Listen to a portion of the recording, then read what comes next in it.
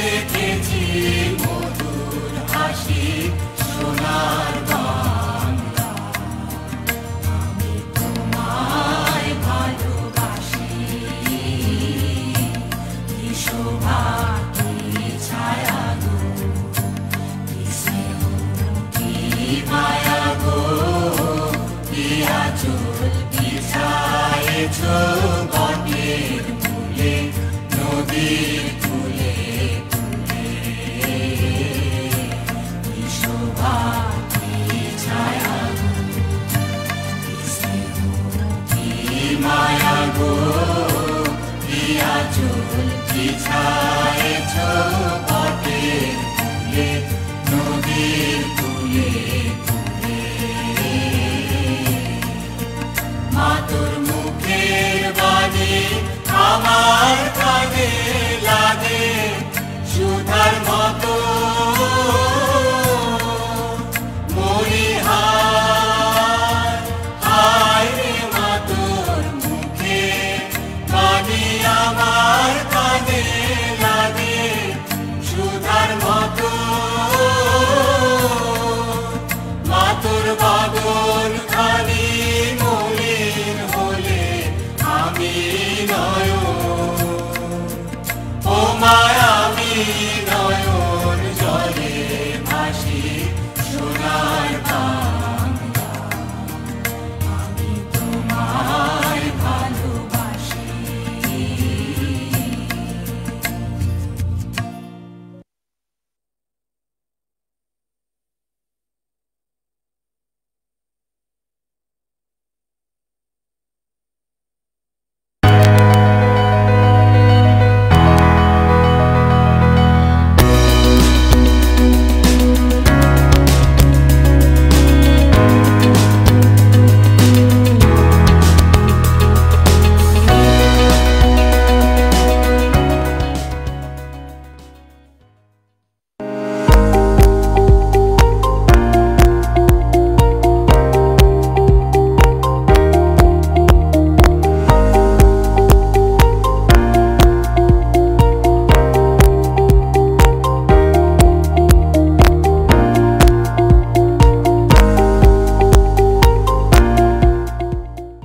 Good morning, students. How are you? I think you are keeping sound at home. I am Rajaram Pal Chaudhary. I am going to take a class on English first paper, class 6, lesson 21. The title of the lesson is Hasan Raja, the Mystic Bird of Bangladesh. At first, students, we have to know the learning outcome. That means which things we are going to learn today. You see in the slide, after completing the lesson, the students will be able to read and understand text, ask and answer questions. Number 3, read aloud with proper pronunciation, stress and intonation. Dear my students, you have to always think how I am reading the text, because you have to look and listen very carefully about the pronunciation, stress and intonation. Pronunciation, that means uchcharon. Stress, that means jor dewa. And intonation, that means swarobhongi. Okay, my students, before going to read the text, we have to know some meanings of the word. That are the key words of this lesson. You see, at first, mystic bird means deep poet. Actually, in Bangla, mystic bird, that means charon kobi. Number 2, meditation. Meditation means contemplation. In Bangla, meditation means dhyan. Number 3, wealthy landlords, that means rich jamindar. Number 3, meaningless, that means worthless. Next, comfort.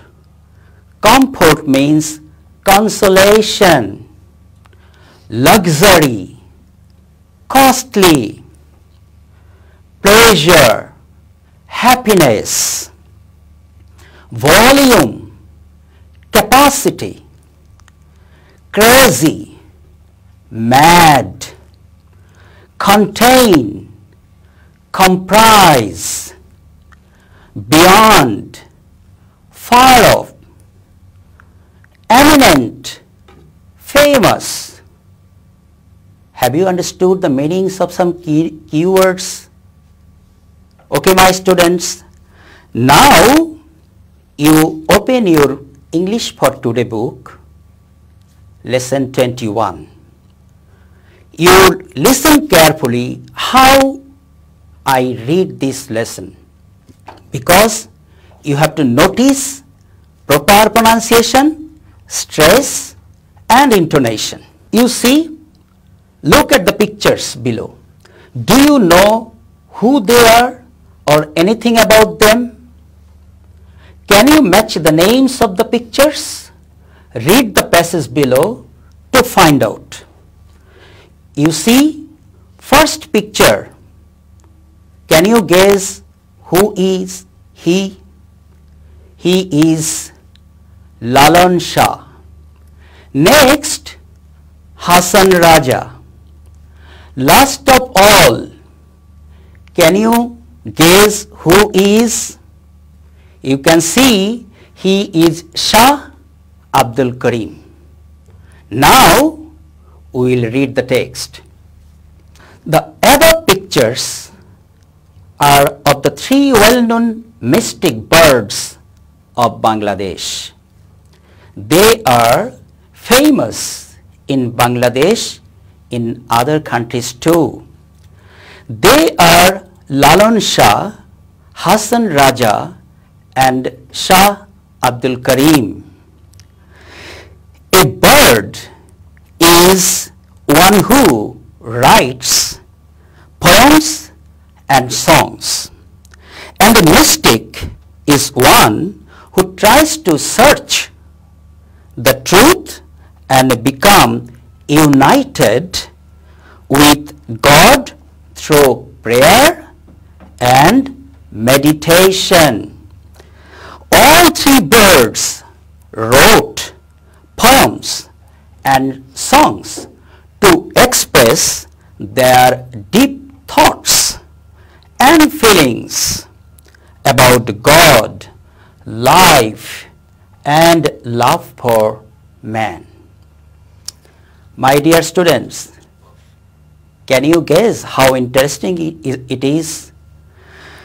Today we will read about the mystic poet Hasan Raja. Hasan Raja was born in 1854 in a wealthy landlord's family in Sylhet. He did not receive much formal education. In his youth, he led a life of luxury. He had everything: money, comfort, and pleasure. At one time, he understood that all things are meaningless. He gave away all his properties.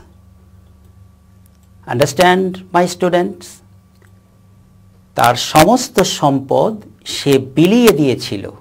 You see, next, he started to think deeply about the Creator. Can you understand who is Creator? That is Almighty.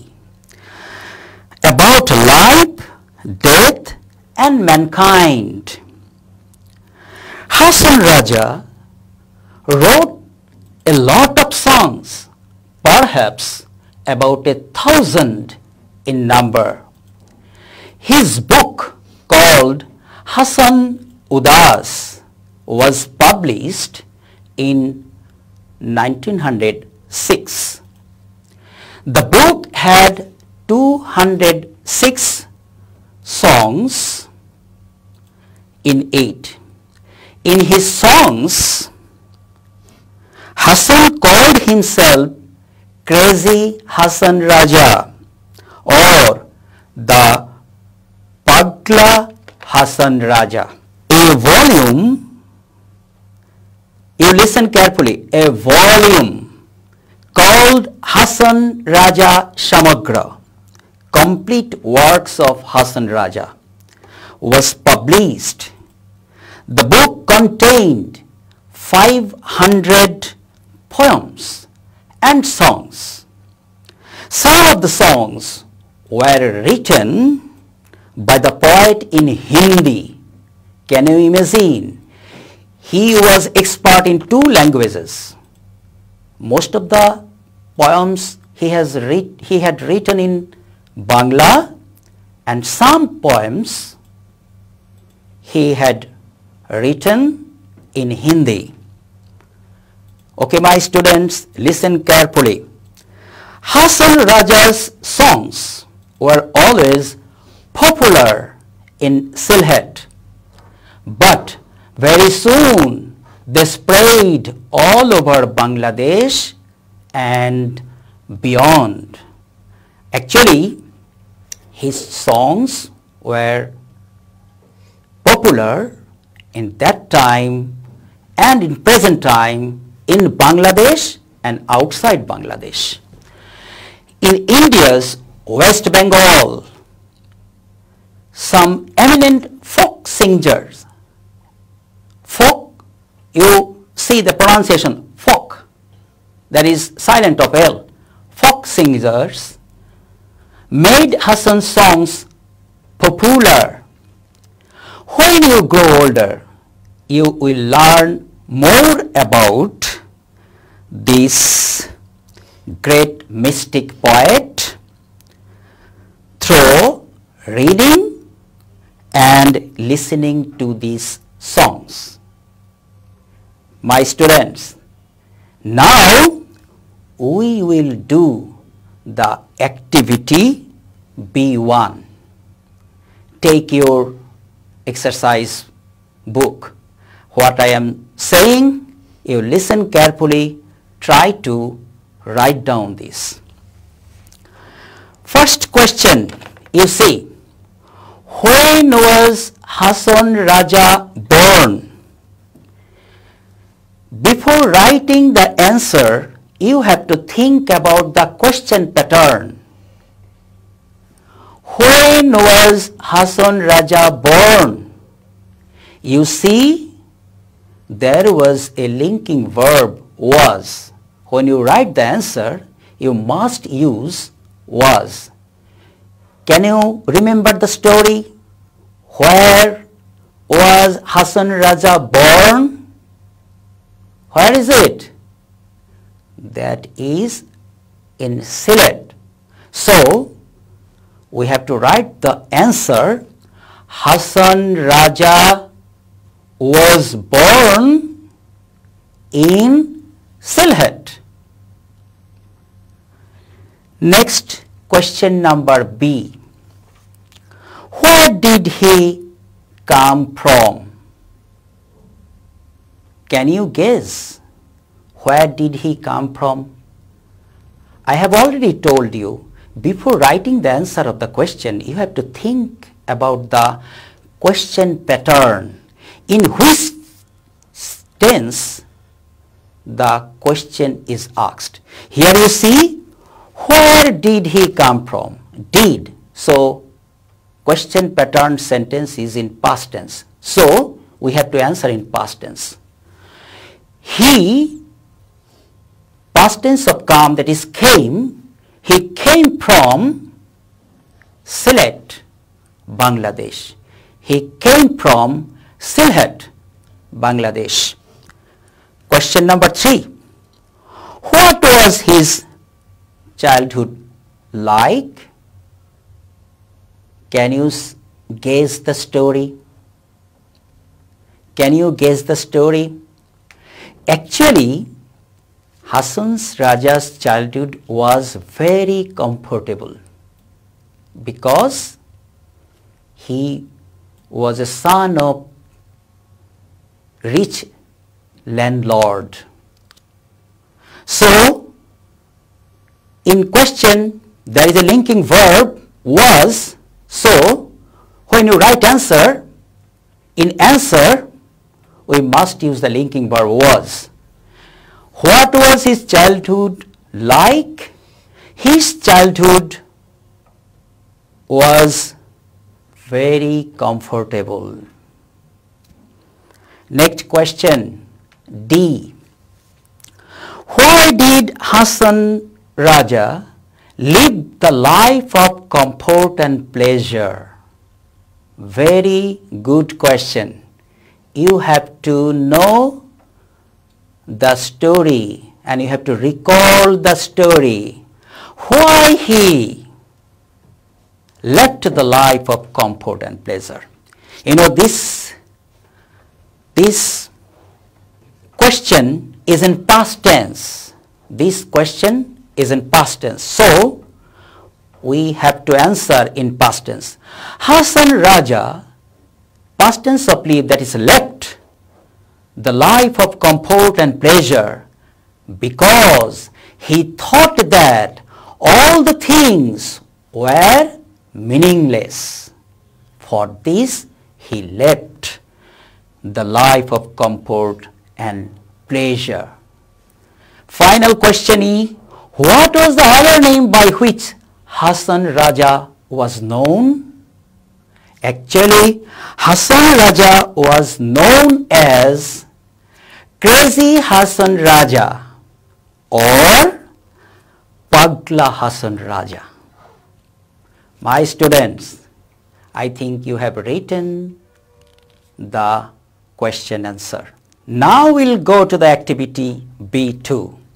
Practice reading the passage loudly, giving proper attention to pronunciation, pause, and intonation. You see, my students, the text and listen carefully how I am going. Hasan Raja was born in 1854 in a wealthy landlord's family in Sylhet. He did not receive much formal education. In his youth, he led a life of luxury. He had everything: money, comfort, and pleasure. At one time, he understood that all these are meaningless. He gave away all of his properties. He started to think deeply about the Creator, about life, death, and mankind. Hasan Raja wrote a lot of songs, perhaps about 1,000 in number. His book called Hasan Udas was published in 1906. The book had 206 songs in it. In his songs, Hasan called himself Crazy Hasan Raja or the Pagla Hasan Raja. A volume called Hasan Raja Shamagra, Complete Words of Hasan Raja, was published. The book contained 500 poems and songs. Some of the songs were written by the poet in Hindi. Hasan Raja's songs were always popular in Sylhet, but very soon they spread all over Bangladesh and beyond. In India's West Bengal, some eminent folk singers made Hassan songs popular. When you grow older, you will learn more about this great mystic poet through reading and listening to his songs. Now, my students, is a very final stage in our lesson. We will practice a homework.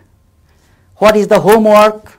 You see, write a paragraph on Lalan Shah and follow the given clues.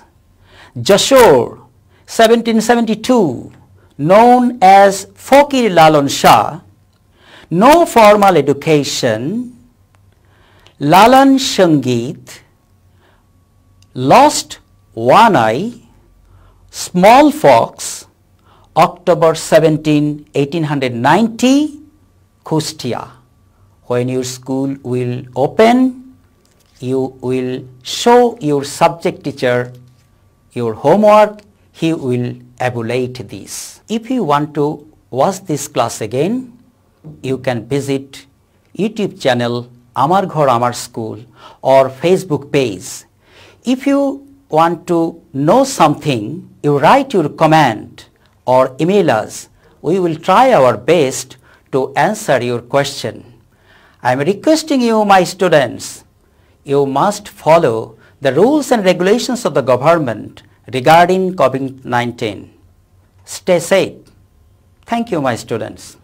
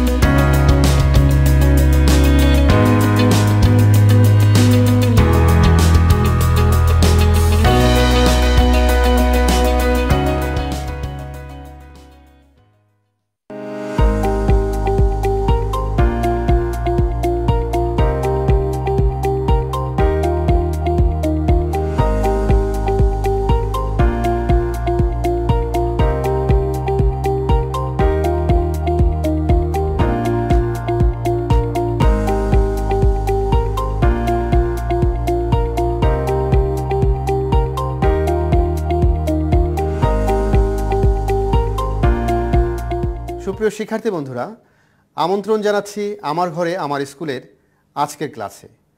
সুপ্রিয় শিক্ষার্থী, গত ক্লাসে আমরা সপ্তম শ্রেণীর বিজ্ঞান বিষয়ের অষ্টম অধ্যায়ের প্রথম ক্লাসটা অর্থাৎ শব্দ কী এবং কিভাবে শব্দ সঞ্চালিত হয় এই বিষয় নিয়ে আলোচনা করেছি।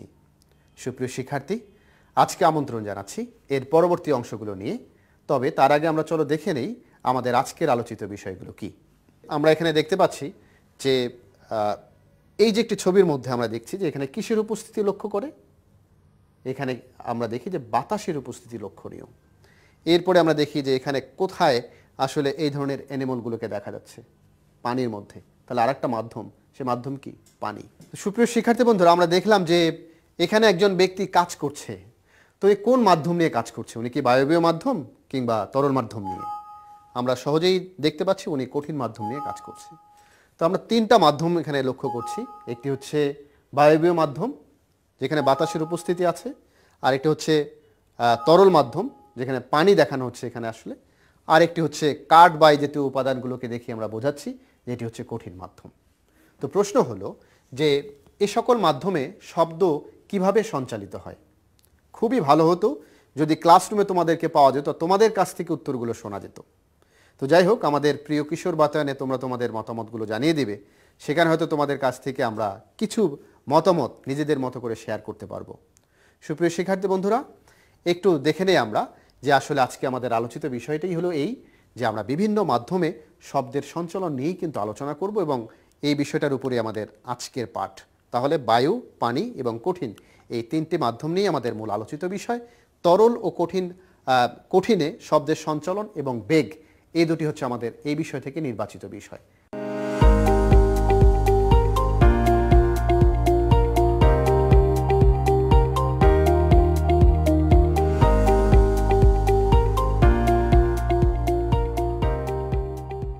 গত পর্বে কিন্তু আমরা আলোচনা করেছিলাম যে বায়বীয় মাধ্যমে কিভাবে শব্দ সঞ্চালিত হয় এবং আমাদের আজকের পাঠের বিষয় হচ্ছে তরল এবং কঠিনে শব্দ সঞ্চালন প্রক্রিয়া, পাশাপাশি শব্দের বেগ নিয়ে এবং বেগের মধ্যে তুলনা নিয়ে আমরা আজকে আলোচনা করব। সুপ্রিয় শিক্ষার্থী, কথা না বাড়িয়ে চলো আমরা ঝটপট দেখে নেই আমাদের আজকের কমিটমেন্ট বা শিক্ষণফলটি কী। এই পাঠ শেষে শিক্ষার্থীরা তরল পদার্থে শব্দের সঞ্চালন প্রক্রিয়া ব্যাখ্যা করতে পারবে, কঠিন পদার্থে শব্দের সঞ্চালন প্রক্রিয়া ব্যাখ্যা করতে পারবে, বায়বীয়, তরল এবং কঠিন মাধ্যমে শব্দের বেগের তুলনা করতে পারবে। তো চলো শিক্ষার্থী বন্ধুরা, আমরা আমাদের মূল শিক্ষণফলগুলো ধরে আমাদের মূল পাঠে অগ্রসর হই। সুপ্রিয় শিক্ষার্থী, আমরা তিনটি মাধ্যমের কথা তো আগেই জেনেছি, তাই না? একটি হচ্ছে বায়বীয় মাধ্যম বা বায়ু, আরেকটি হচ্ছে পানি বা তরল মাধ্যম এবং আরেকটি আমরা দেখছি যে এখানে এক ধরনের মাধ্যম, সেটা হচ্ছে কঠিন মাধ্যম। তাহলে তিন ধরনের পদার্থের এই মাধ্যমের মাধ্যমেই কিন্তু আমরা দেখি যে শব্দ সঞ্চালিত হতে পারে।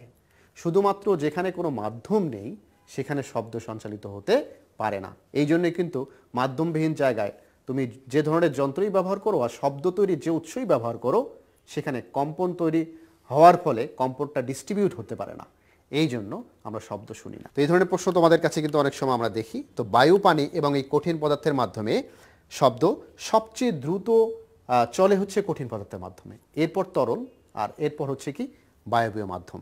তার মানে হলো যে শব্দ যে মাধ্যমগুলোকে ব্যবহার করে শব্দ তরঙ্গ সঞ্চালিত হয় সেটা মাধ্যমের উপরে তাদের গতিটা বা বেগটা নির্ভর করে।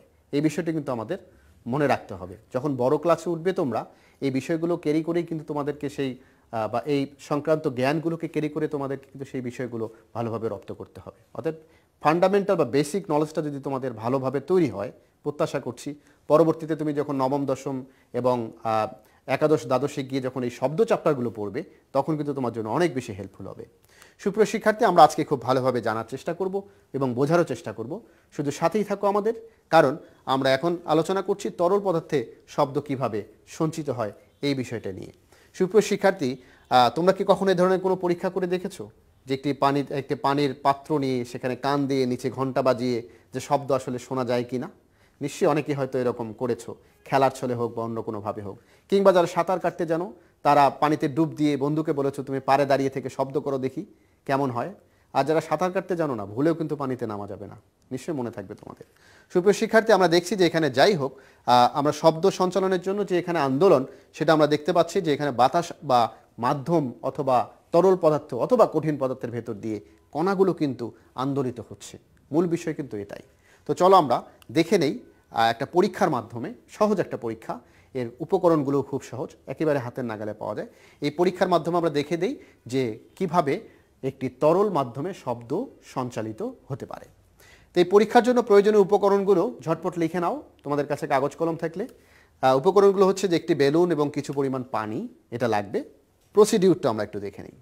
তো এখানে আমরা প্রথমেই যেটা দেখছি যে একটি বেলুনের মধ্যে আমরা কি করি, পানি নিয়ে নেই, এটা হচ্ছে আমাদের প্রথম প্রসিডিউর পদ্ধতি।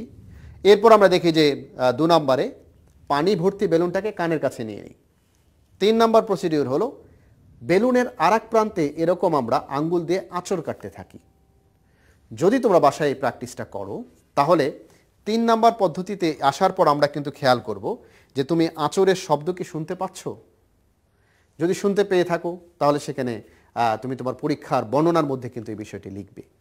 এবং পাশাপাশি আমরা বলেই দিতে পারি এখানে যেহেতু এটি তরল মাধ্যমের শব্দ সঞ্চালিত হতে পারে, নিশ্চয়ই তুমি আঁচড়ের শব্দ জোরে এবং স্পষ্ট শুনতে পাবে। প্রিয় শিক্ষার্থী, আমরা এই ছোট্ট এবং খুব সাধারণ হাতের নাগালে থাকা উপকরণ দিয়ে পরীক্ষা করে কিন্তু সহজেই জানতে পারলাম শব্দ তরলের ভেতর দিয়েও কিন্তু সঞ্চালিত হতে পারে এবং সেই সঞ্চালনের প্রমাণটা কিন্তু আমরা হাতে নাতে পেয়ে গেলাম। তবে কঠিন মাধ্যমের চেয়ে তুলনামূলক কম বেগে শব্দ এখানে সঞ্চালিত হয়। সুপ্রিয় শিক্ষার্থী বন্ধুরা, এখানে তোমরা কি এরকম কোনো পরীক্ষা কি করে দেখেছো কিনা, কিংবা নিজেরা কোনো অনুশীলন করেছো কিনা? না করে থাকলে আজকেও তোমরা চাইলে করতে পারো, ক্লাস শেষ করেও করতে পারো, ক্লাস চলাকালীন অবস্থায় করতে পারো। তো যদি ভালো হতো ক্লাসরুমের মধ্যে সরাসরি আমরা সবাই মিলে এরকম কিছু অনুশীলন করতে পারতাম।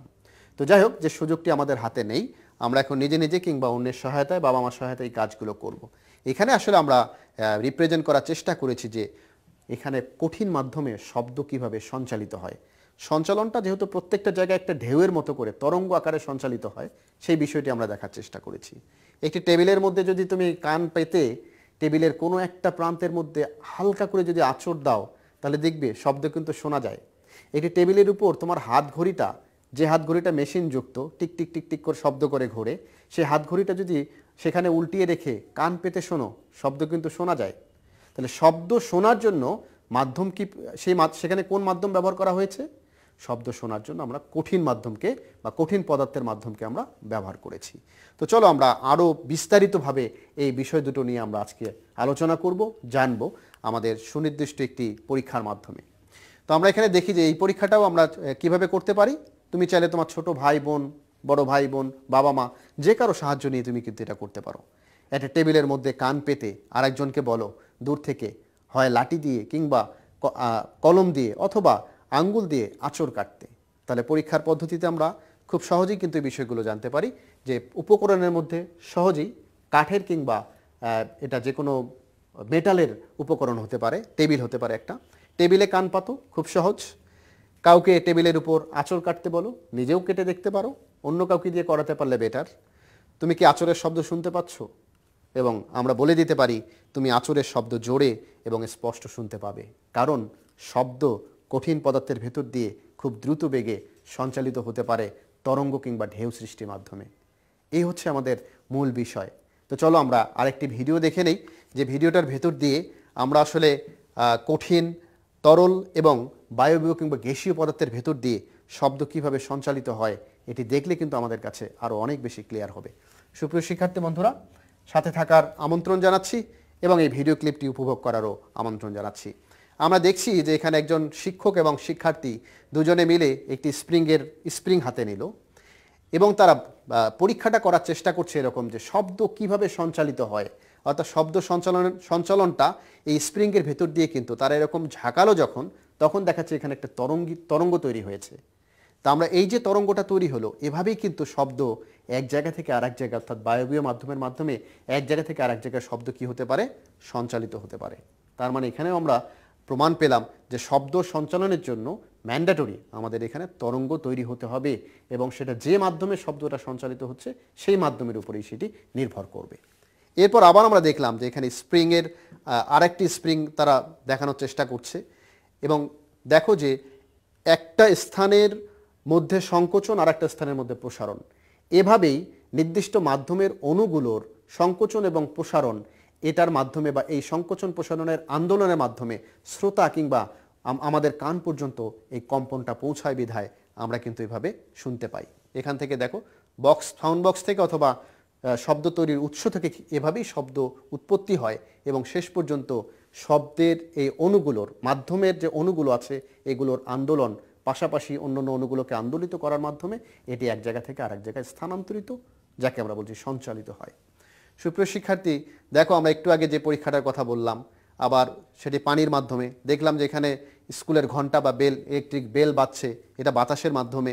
তার মানে আমরা এখানে দেখতে পাচ্ছি যে এটি সলিড বা কঠিন পদার্থের ভেতর দিয়ে, দেখো যে একটা কঠিন পদার্থের ভেতর দিয়ে কীভাবে তার অণুগুলো আন্দোলনের ফলে শব্দ এক স্থান থেকে আরেক স্থানে যায়। যখন তোমরা বড় ক্লাসে উঠবে এই সংক্রান্ত বিষয় নিয়ে নানা রকম আলোচনা আছে, গাণিতিক সমস্যা সমাধান আছে, এগুলো কিন্তু জানতে হবে। কিন্তু আমাদের আগেই বুঝতে হবে যে একটা লিকুইড মাধ্যমে এই তরঙ্গগুলো কিভাবে এক জায়গা থেকে আরেক জায়গায় স্থানান্তরিত হচ্ছে, একটা সলিড মাধ্যমে তরঙ্গগুলো কিভাবে এক জায়গা থেকে আরেক জায়গায় স্থানান্তরিত হচ্ছে এবং গ্যাসীয় বা বায়বীয় মাধ্যমে তরঙ্গগুলো কিভাবে এক জায়গা থেকে আরেক জায়গায় স্থানান্তরিত হয়। তিনটি বিষয়ের ক্ষেত্রে কিন্তু আমাদের মূল বিষয় হচ্ছে এখানে যে কোনো সোর্স থেকে তরঙ্গ তৈরি হবে, কম্পন তৈরি হবে, এই কম্পনটা তরঙ্গ আকারে মাধ্যমের দ্বারা আমাদের শ্রোতার কান পর্যন্ত পৌঁছাবে এবং কানের পর্দাকে আন্দোলিত করলেই পরবর্তীতে মস্তিষ্কে আমাদের শ্রবণের অনুভূতি তৈরি হবে। আর আমরা তো জানি শব্দ এক প্রকার শক্তি যা আমাদের শ্রবণের অনুভূতি যোগায়। নিশ্চয়ই তোমাদের সংজ্ঞাটি মনে আছে। তো এভাবেই তরঙ্গ এক জায়গা থেকে আরেক জায়গায় স্থানান্তরিত হচ্ছে এবং তরঙ্গগুলোর মাধ্যমে আসলে আমরা এখানে শুনতে পাচ্ছি যে কিভাবে আসলে এটা ঘটে। তো আমরা আবার দেখি যে এটি ছোট বালক, সে পাহাড়ের পাশে গিয়ে জোরে চিৎকার করলো। সে দেখলো যে শব্দ আবার কি হয়, শব্দ আন্দোলিত হওয়ার ফলে আবার সেটার প্রতিধ্বনি তৈরি হচ্ছে এখানে। তো শব্দ তরঙ্গ আকারে যাওয়ার ফলে সেখানে বাধা পেয়ে প্রতিধ্বনি তৈরি হচ্ছে এখানে। আবার যদি আমরা দেখি যে সমুদ্রের মধ্যে যদি একটা জাহাজ, এখানে একটু খেয়াল করে দেখি যে একটি জাহাজ থেকে যদি আমরা দেখি যে এখান থেকে যদি কোনোভাবে হোক শব্দ ছেড়ে দেওয়া হয়, তাহলে কিন্তু পানির গভীরতা কতটুকু বা সেখানে নদী সমুদ্রের গভীরতা কতটুকু সেটা শব্দ দিয়েই কিন্তু পরিমাপ করা হয়। অবশ্য বড় ক্লাসে তোমাদের এই ধরনের সমস্যাগুলোর সমাধান কিন্তু করতে বলা হবে। তো সুপ্রিয় শিক্ষার্থী বন্ধুরা, নিশ্চয়ই খুব আনন্দ পেয়েছো, মজা পেয়েছো কিভাবে শব্দ এক জায়গা থেকে আরেক জায়গায় স্থানান্তরিত হয়। এবং আমরা জানলাম যে তিনটি মাধ্যমেই শব্দ সঞ্চালনের জন্য আমাদের যে শর্তটা দরকার সেটি হচ্ছে যে সোর্স থেকে তরঙ্গ তৈরি হবে, তরঙ্গের ঢেউটা আমাদের কান পর্যন্ত পৌঁছবে। সুপ্রিয় শিক্ষার্থী, এবার আসলে দেখে নেয়ার পালা যে আমরা আগেই জেনেছি যে তিনটি মাধ্যমে শব্দের বেগের একটি তুলনা আছে, পার্থক্য আছে, তাই না? সব মাধ্যমে শব্দ কিন্তু সমানভাবে সঞ্চালিত হতে পারে না, যেটাকে আমরা শব্দের বেগ বলেছি। তো শব্দের তিন মাধ্যমে, যেমন বায়ুতে শব্দের বেগ এটা হচ্ছে যে 343 মিটার পার সেকেন্ড। কাগজ কলম থাকলে ঝটপট তথ্যগুলো লিখে নাও, পরবর্তীতে কাজে লাগবে। আবারও বলছি, বায়ুতে শব্দের বেগ হচ্ছে 343 মিটার পার সেকেন্ড। পানিতে শব্দের বেগ হচ্ছে 1496 মিটার পার সেকেন্ড। এবং কঠিন পদার্থ হিসেবে আমরা আজকে অ্যালুমিনিয়ামকে রিপ্রেজেন্ট করেছি। এক এক পদার্থের, কঠিন পদার্থের শব্দের বেগের পরিমাণ এক এক রকম। তোমাদের পাঠ্য বইয়ে যে বিষয়টি দেওয়া আছে সেটাই আমরা এখানে রিপ্রেজেন্ট করেছি। অ্যালুমিনিয়ামে শব্দের বেগ হচ্ছে 6420 মিটার পার সেকেন্ড। তো আমরা এই তুলনা থেকে জানলাম যে সবচেয়ে শব্দের বেগ কোথায় বেশি? কঠিন পদার্থের মধ্যে বেশি। সুপ্রিয় শিক্ষার্থী বন্ধুরা, প্রত্যাশা করছি আমরা যে বিষয় নিয়ে আজকে আলোচনা করছি, যে বিভিন্ন মাধ্যমে শব্দের বেগের তুলনা, নিশ্চয়ই তোমরা এই তুলনাটা বুঝতে পেরেছ। সুপ্রিয় শিক্ষার্থী, চলো আমরা ঝটপট আমাদের আজকের পাঠ মূল্যায়নটুকু করে নেই। এতক্ষণ আলোচনা থেকে নিশ্চয়ই তোমরা এই ছোট ছোট প্রশ্নগুলোর উত্তর দিতে পারবে এবং এই প্রশ্নগুলোই পরবর্তীতে তোমাদের বিভিন্নভাবে সৃজনশীলে আসারও সমূহ সম্ভাবনা রয়েছে। সুপ্রিয় শিক্ষার্থী, শব্দ সঞ্চালনের প্রধান শর্ত কি আমরা এটা জানি এবং আজকের আলোচনা থেকে উত্তর তোমরা নিজেরাও তৈরি করতে পারবে। তরল পদার্থে কিভাবে শব্দ সঞ্চালিত হয় আমরা দেখেছি এবং একটি পরীক্ষার মাধ্যমে আমরা জেনেছি কিভাবে তরল পদার্থে শব্দ সঞ্চালিত হয়। একই রকমভাবে কঠিন পদার্থে কিভাবে শব্দ সঞ্চালিত হয় সে বিষয়টা আমাদের আলোচনার মধ্যে ছিল। অতএব এই ধরনের কোনো প্রশ্ন যদি তোমাদের সামনে যে কোনোভাবে করা হয়, তাহলে তোমরা এই প্রশ্নগুলোর উত্তর নিশ্চয়ই সহজে দিতে পারবে। এবং মনে রাখতে হবে যে সৃজনশীলের এমসিকিউ অংশের জন্য আজকের যে আলোচনায় প্রত্যেকটি জায়গা থেকে যদি তোমরা আন্ডারলাইন করে পড়তে পারো, প্রত্যেকটি শব্দকে যদি আলাদা করে এমফাসিস করে পড়তে পারো, তাহলে তোমাদের এমসিকিউগুলো খুব ভালোভাবে অনুশীলন করা এবং প্রিপারেশন নেওয়া সহজ হবে। সুপ্রিয় শিক্ষার্থী, আমরা আমাদের আজকের আলোচনার একেবারেই শেষ প্রান্তে চলে এসেছি এবং আমরা শেষ পর্যন্ত জানলাম যে আসলে তরঙ্গের মাধ্যমেই, তরঙ্গ তৈরি হওয়ার মাধ্যমেই শব্দর সঞ্চালন কিংবা শব্দ এক জায়গা থেকে আরেক জায়গায় স্থানান্তরিত হতে পারে। তবে তরল এবং কঠিন মাধ্যমে শব্দ সঞ্চালনের পরীক্ষা করে তার বর্ণনা তোমাদেরকে লিখতে হবে এবং যখন তোমাদের বিদ্যালয় খুলবে তখন এই বর্ণনাগুলো তুমি তোমার শ্রেণী শিক্ষককে অবশ্যই দেখাবে। তাহলে আমরা বুঝতে পারবো যে তোমরা আমাদের এই ক্লাসগুলোর সাথে আছো এবং তোমাদের জন্য আমাদের যে ইফোর্ট সেটা কাজে লেগেছে।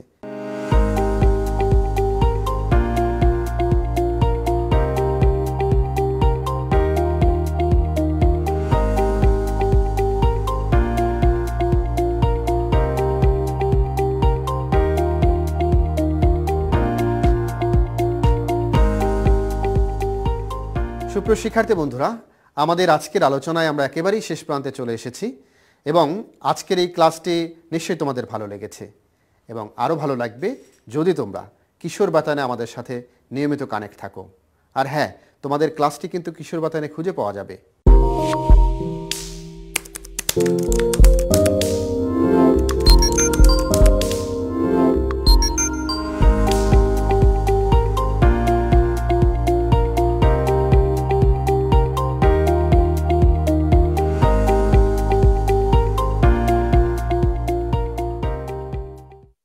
যদি কারো মনে হয় বারবার এই ক্লাসটিকে দেখতে চাও, তোমরা কিশোর বাতায়নের সাথেই থাকো।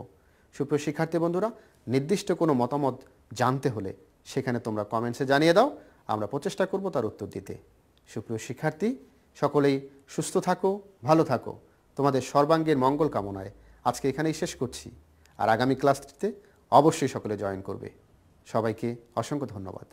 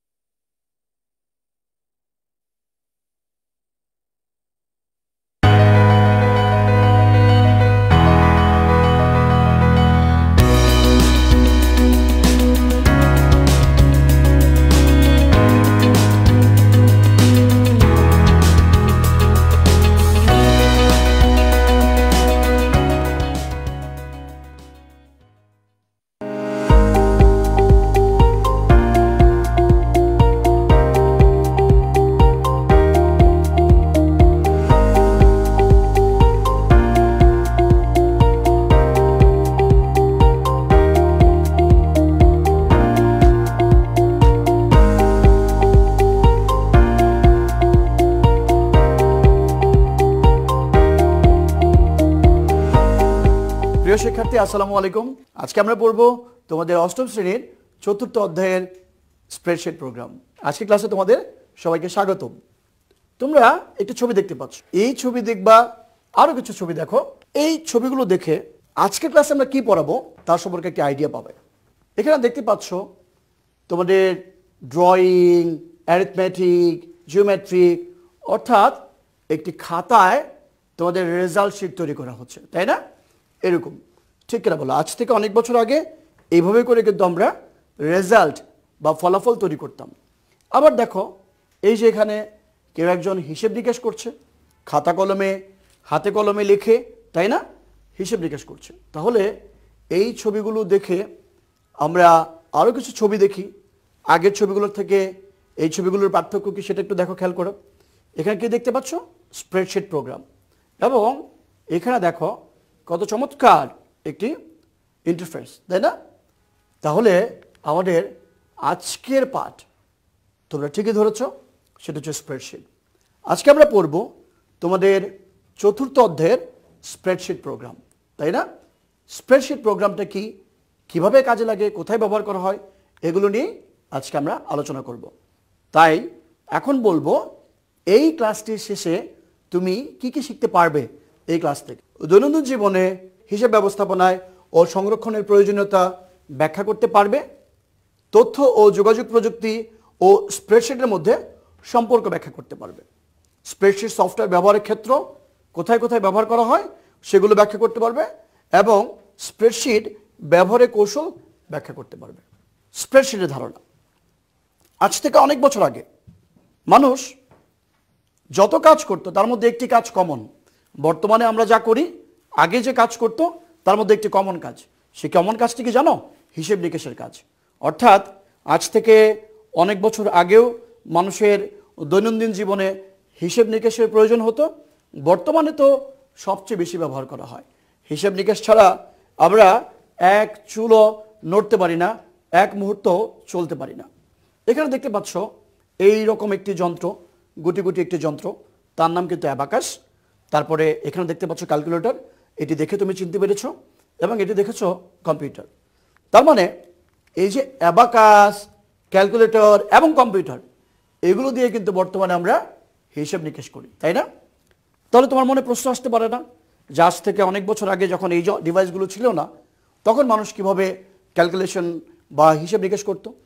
তখন মানুষ তোমার এই হাতের আঙুলের কড়া গনে, নুড়িতে মানে নুড়ি পাথর দিয়ে, দেয়ালে দাগ কেটে অথবা দড়িতে গিট দিয়ে কিন্তু মানুষ হিসেব নিকেশ করত। সেই দিনগুলো এখন আর নাই। অনেক বড় বড় হিসেব নিকেশ করতে গেলে সেগুলোতে অনেক ক্ষেত্রেই সম্ভব হতো না। তাই সায়েন্টিফিকভাবে, বৈজ্ঞানিকভাবে পুঙ্খানুপুঙ্খানু ফলাফল পেতে একদম সায়েন্টিফিক হিসেব নিকেশের কোনো বিকল্প নেই। তাই এই অ্যাবাকাস, ক্যালকুলেটর, কম্পিউটার, এগুলো হচ্ছে আমাদের হিসাব নিকেশের একটি, তুমি বলতে পারো যে হিসাবের ইতিহাস। এখানে তুমি বিভিন্ন ধরনের স্প্রেডশিট সফটওয়্যার দেখতে পাচ্ছ, সফটওয়্যার আইকন দেখতে পাচ্ছ। এখানে দেখবা তুমি মাইক্রোসফট এক্সেল, ক্যালক, তারপরে ভিসি ক্যালক, এরকম বিভিন্ন স্প্রেডশিট প্রোগ্রাম, হিসাব নিকাশের প্রোগ্রাম, অ্যাপ্লিকেশন প্রোগ্রাম। মানে ব্যাপারটা হচ্ছে এরকম যে স্প্রেডশিট প্রোগ্রাম তোমার এটা মানে কি? স্প্রেডশিট মানে হচ্ছে ছড়ানো কাগজ। আমরা যখন তোমাদের মতো স্কুল কলেজে পড়তাম তখন আমাদের যে পরীক্ষার ফলাফলগুলো হতো, বড় একটা লেজার বুক, অনেক বড় একটা বড় বই, সেই বইয়ে অনেকগুলো কলাম, রো থাকতো। সেখানে আমাদের সম্মানিত শিক্ষকগণ আমাদের প্রাপ্ত নম্বরগুলো সেখানে বসাতেন, ক্যালকুলেটরে হিসেব নিকেশ করে এবং পুঙ্খানুপুঙ্খ হিসেব করে আমাদের ফলাফল প্রস্তুত করতেন। ফার্স্ট, সেকেন্ড, থার্ড কে হয়েছেন সেগুলো নির্বাচন করতেন। কিন্তু এতে অনেক সময় লেগে যায়, তাই তো পরবর্তীতে কম্পিউটার ভিত্তিক হিসাব নিকাশের জন্য স্প্রেডশিট সফটওয়্যারের সূচনা হয়।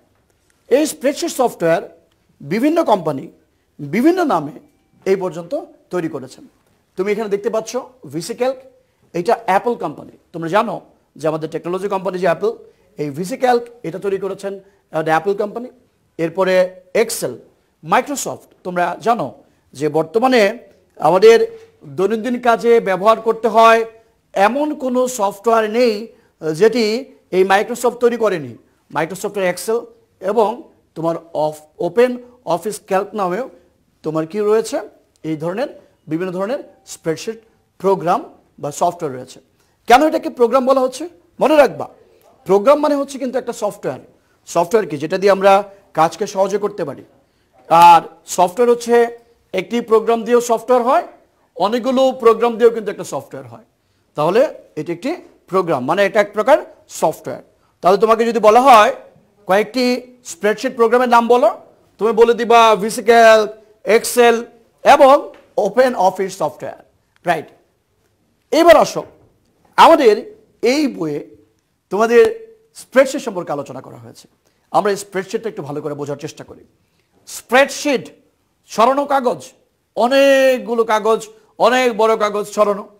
এইটা তুমি যখন তোমার কম্পিউটারে এই মাইক্রোসফট অফিস এটা যখন ওপেন করবা, ওপেন করার পর দেন তুমি এইরকম একটা ইন্টারফেস দেখতে পাবা, স্প্রেডশিটের এইরকম একটা জিনিস দেখতে পাবা। আমি একটু পরে তোমাদের দেখিয়ে দিব কিভাবে এই স্প্রেডশিট সফটওয়্যার ওপেন করতে হয়।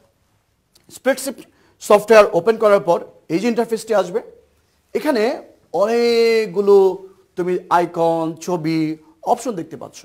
আমার কাজ হচ্ছে তোমাকে এই অপশনগুলো কিভাবে কাজে ব্যবহার করতে হয়, কোথায় কোনটা কাজে লাগে, এগুলো আজকে থিওরিটিক্যালি বুঝিয়ে দিব। আরও একটি ক্লাসে পরবর্তীতে প্র্যাকটিক্যালি দেখিয়ে দিব কিভাবে এক্সেল ব্যবহার করে তোমার দৈনন্দিন জীবনের হিসেব নিকেশ, আজকালকার আমাদের যে ফলাফল কত সুন্দরভাবে করা যায়, তাই না? ওকে, স্প্রেডশিট যখন ওপেন করা হয়, এই যে এরকম দাড়ি যে দেখতে পাচ্ছ, লম্বা সারি দেখতে পাচ্ছ, এগুলোকে কলাম বলা হয়। কি বলা হয়? কলাম বলা হয়। আর এই রকম যে দাগ অনুভূমিক বরাবর, সেগুলোকে বলা হয় রো, তাই না? তাহলে অনেকগুলো রো এবং কলাম মিলে এই স্প্রেডশিট সফটওয়্যার তৈরি করা হয়। তারপরে স্প্রেডশিট সফটওয়্যারে রো থাকে, কলাম থাকে এবং সেল থাকে। সেল কি? খেয়াল করে দেখো, এই যে চার কোণা করে যে ঘরগুলো দেখতে পাচ্ছ, এগুলোকে সেল বলা হয়, ডাটা সেল, মানে এখানে আমরা ডাটা রাখি। আশা করি এই অংশটুকু বুঝেছো। এখন তুমি রো কোনটা, কলাম কোনটা আইডেন্টিফাই করতে পারবে। এবার তোমাকে একটি গুরুত্বপূর্ণ তথ্য দিই, আশা করি এই তথ্যটি তুমি জেনে অনেক উপকৃত হবে। আমাদের এক্সেল, এই যে আমরা স্প্রেডশিট সফটওয়্যারটা ব্যবহার করছি, এটার বিভিন্ন ভার্সন রয়েছে। এক্সেল আমি যদি 2007-এর দিকে যাই, আমরা এখন ইউজ করছি মাইক্রোসফট অফিসের 2013 ভার্সন, খেয়াল করে দেখবা। কিন্তু যখন 2007 ছিল, সেখানে রো ছিল কয়টা দেখো, খেয়াল করে দেখো, 1 0 4 8 5 7, অনেকগুলো, তাই না? কিন্তু 2003-তে কত ছিল? 65,536 মাত্র। আর কলাম ছিল 256টা। কিন্তু 2007-এ কতগুলো দেখো রো কলাম, 2013-এ কতগুলো রো এবং কলাম। এগুলো তোমার নলেজের জন্য তুমি এগুলো জেনে রাখবা।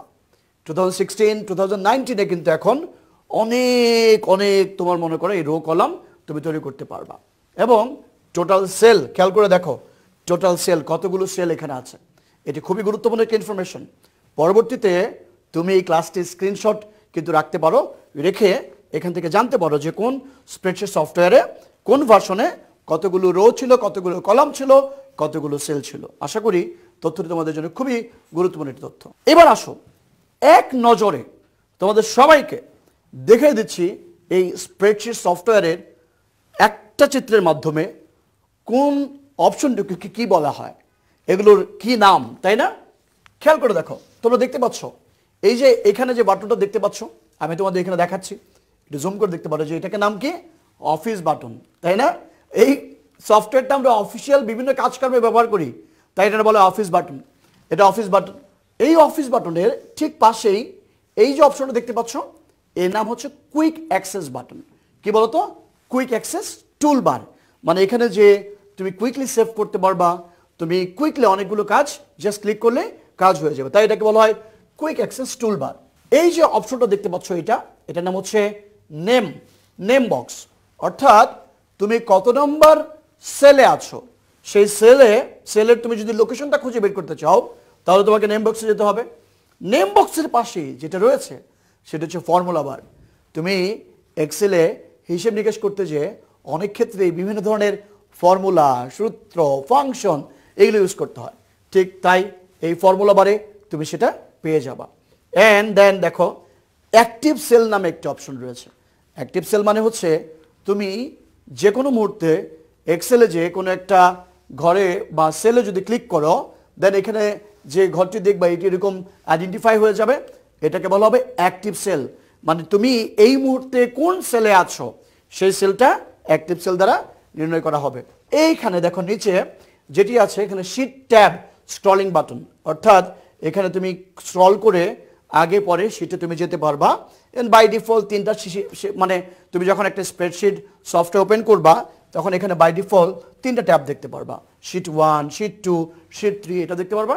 অ্যান্ড দেন এই মুহূর্তে তুমি কি কাজ করছো, এই অবস্থাটি কেমন আছে, এটিকে রেডি কিনা, এই অপশনটি দেখতে পারবা এই রেডি বাটনে। এটার নাম হচ্ছে স্ট্যাটাস বার। এই যে স্ট্যাটাস বার, খুব ভালো করে দেখবা কিন্তু স্ট্যাটাস বার কোনটা, এটা স্ট্যাটাস বার। তারপরে দেখো এটাকে বলা হয় horizontal scroll bar. Horizontal scroll bar মানে হচ্ছে তুমি যদি ডানে বায়ে তুমি স্ক্রল করে দেখতে চাও তুমি এই মুহূর্তে কোথায় আছো, তোমার কাজগুলো কোথায় হচ্ছে, দেন তুমি হরাইজন্টাল স্ক্রল বার ব্যবহার করে দেখতে পারো। অ্যান্ড দেন ভিউ শর্টকাট, তুমি যদি এইটার যে টোটাল ভিউটা দেখতে কেমন হবে, আমি যদি বলি যে ফুল স্ক্রিন ভিউ বা আমি বিভিন্ন ধরনের ভিউর অপশন আছে, সেটা গেল ভিউ শর্টকাটের এই অপশনটির নাম। এবং এই যে এখানে প্লাস এবং মাইনাস দেখতে পাচ্ছ, এই প্লাস মাইনাস এর মানে হচ্ছে এটাকে একটু ছোট করা, বড় করা, জুম ইন জুম আউট করা, তুমি অলরেডি জানো। এরপরে তুমি যদি ওপর নিচে তুমি দেখতে চাও তোমার এই ট্যাবগুলোকে, মানে এই স্প্রেডশিটটা, তখন তোমাকে যেটা করতে হবে vertical scroll bar. Remember, vertical scroll bar দিয়ে উপর নিচ, আর হরাইজন্টাল স্ক্রল বার দিয়ে, এই যে হরাইজন্টাল স্ক্রল বার দিয়ে ডানে বায়ে আমরা কি করি, আমাদের এই এক্সেলের বিভিন্ন অংশ আমরা দেখি। দেন তোমরা অলরেডি জানো টোটালটাই হচ্ছে কলাম। আমি বলেছি সেই কলাম হচ্ছে, কলামগুলোকে কি দিয়ে প্রকাশ করা হয়, ইংরেজি বড় হাতের অক্ষর দিয়ে প্রকাশ করা হয়। এইবার আসো সবচেয়ে গুরুত্বপূর্ণ একটা জিনিস, সেটি হচ্ছে টাইটেল বার। খেয়াল করে দেখো এই যে টাইটেল বার দেখতে পাচ্ছ, তুমি যখন এক্সেলের কোনো একটি ফাইল ওপেন করো তখন উপরে একটা নাম তৈরি হয়, এটা বুক 1, বুক 2 এরকম হতে পারে, অথবা তুমি কি কাজ করছো, রেজাল্ট নিয়ে কাজ করছো, বাস রেজাল্ট নামে যখন সেভ করবা সেই নামে কিন্তু একটা টাইটেল তৈরি হবে। অর্থাৎ তুমি দেখে বুঝতে পারবে যে তুমি কোন জায়গায় রয়েছো এখন। তারপরে এই টোটাল অংশটুকু, এখানে বিভিন্ন ধরনের অপশন রয়েছে, এই টোটাল অংশটুকুকে বলা হয় রিবন। কি বলা হয় বলো তো? রিবন। আশা করি স্প্রেডশিটের বিভিন্ন অংশ অ্যাট এ গ্লান্স খুব ভালো করে তুমি দেখে নিয়েছো এবং এগুলো সম্পর্কে তুমি জানছো। এবার শেষ একটি জিনিস তোমাকে এখানে শিখিয়ে দেই, তারপরে আমরা পরের অংশে চলে যাচ্ছি। এই টোটালটা ওয়ার্কবুক উইন্ডো। খেয়াল করে দেখো তুমি যেখানে কাজ করবে এই জিনিসটার নাম কি বলতো? Workbook window. এখানে তুমি টাইপ করে নাম্বার ইনসার্ট করতে পারো, অক্ষর মানে ক্যারেক্টার ইনসার্ট করতে পারো, বিভিন্নভাবে তুমি কাজ করতে পারো।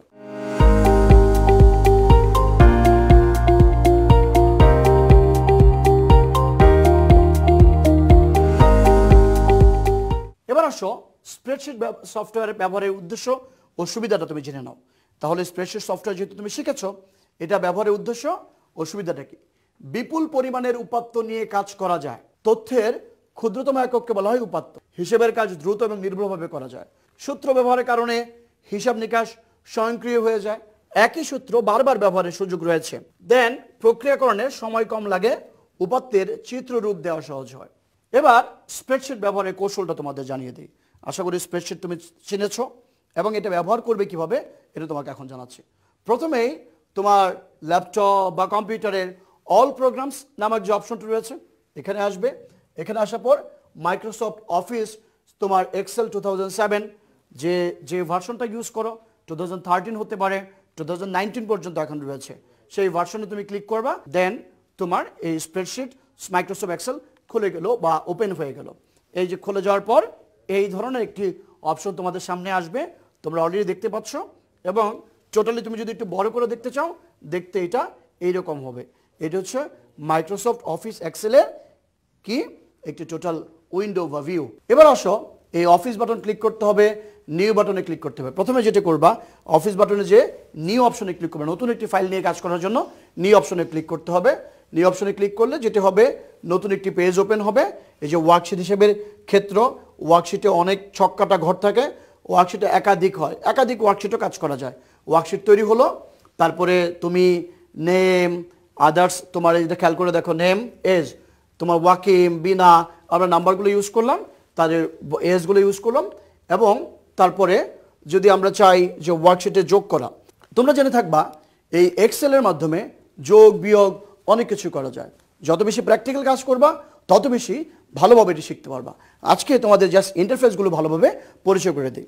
মনে রাখবা এই মাইক্রোসফট স্প্রেডশিটের মাধ্যমে আমরা যোগ করতে পারি দুইভাবে, সেটি হচ্ছে সরাসরি যোগ করতে পারি, আবার ফাংশনে ব্যবহার করতে পারি। এখানে খেয়াল করে দেখো, আমরা সাম a1 প্লাস a2 ডিরেক্ট যোগ করতে পারি। আমরা যখন দিব এ আর বি, সে ফর এক্সাম্পল তুমি খেয়াল করে দেখো, এ কলামে আছে কত তোমার 6, এখানে আছে 9, আমরা যদি সি করে C1-এ যোগফলটা রাখতে চাই a1 প্লাস b1, বাস পেয়ে যাব। এভাবে যোগ করতে পারি। ফর্মুলা ব্যবহার করে আমরা যোগ বের করতে পারি, ফাংশন ব্যবহার করেও যোগ করতে পারি। অর্থাৎ যোগ বের করা যায় দুইভাবে, ফর্মুলা ব্যবহার করে আর ফাংশন ব্যবহার করে। ফর্মুলা হচ্ছে sum equal to a1 plus b1 formula, আর ফাংশন ব্যবহার করেও আমরা কাজ করতে পারি। সাম b3 b6, অর্থাৎ এখান থেকে আমরা যখন ডট ব্যবহার করব এই পুরো অংশটুকু আমরা ব্যবহার করে ফেলতে পারবো। ফাংশন ব্যবহার করে যোগ বের করা যায়। স্প্রেডশিটে বিয়োগও প্রায় সেমভাবেই করা যায়, যে আমরা ফাংশন ব্যবহার করে বিয়োগের কাজ করে ফেলতে পারি। তো ফাংশন আমরা ব্যবহার করি না, এখানে সরাসরি আমরা বিয়োগ করি।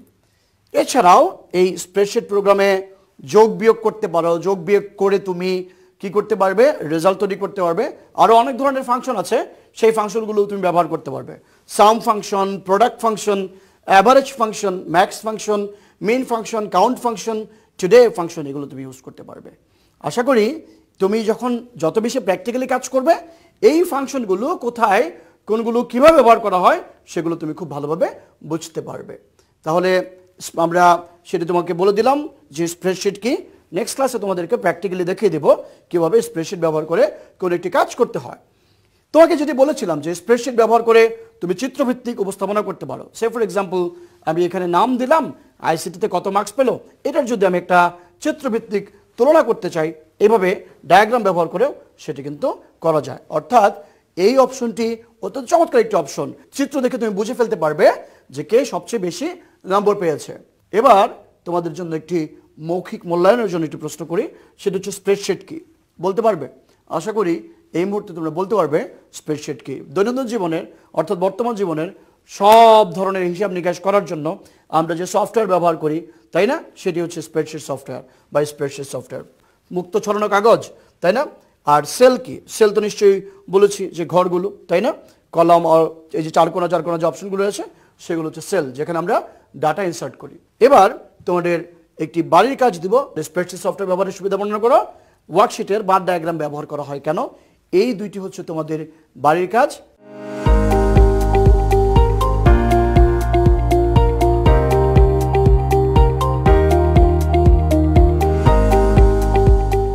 এই ক্লাসটি তুমি যদি পরবর্তীতে দেখতে চাও, তাহলে আমাদের কিশোর বাতানের যে ওয়েবসাইট রয়েছে সেখানে যে তুমি দেখতে পারো এবং জেনে নিতে পারো না জানা অংশটুকু। তাই তোমাদের কোনো প্রশ্ন থাকলে সেখানে কমেন্ট করে জানাতে পারো।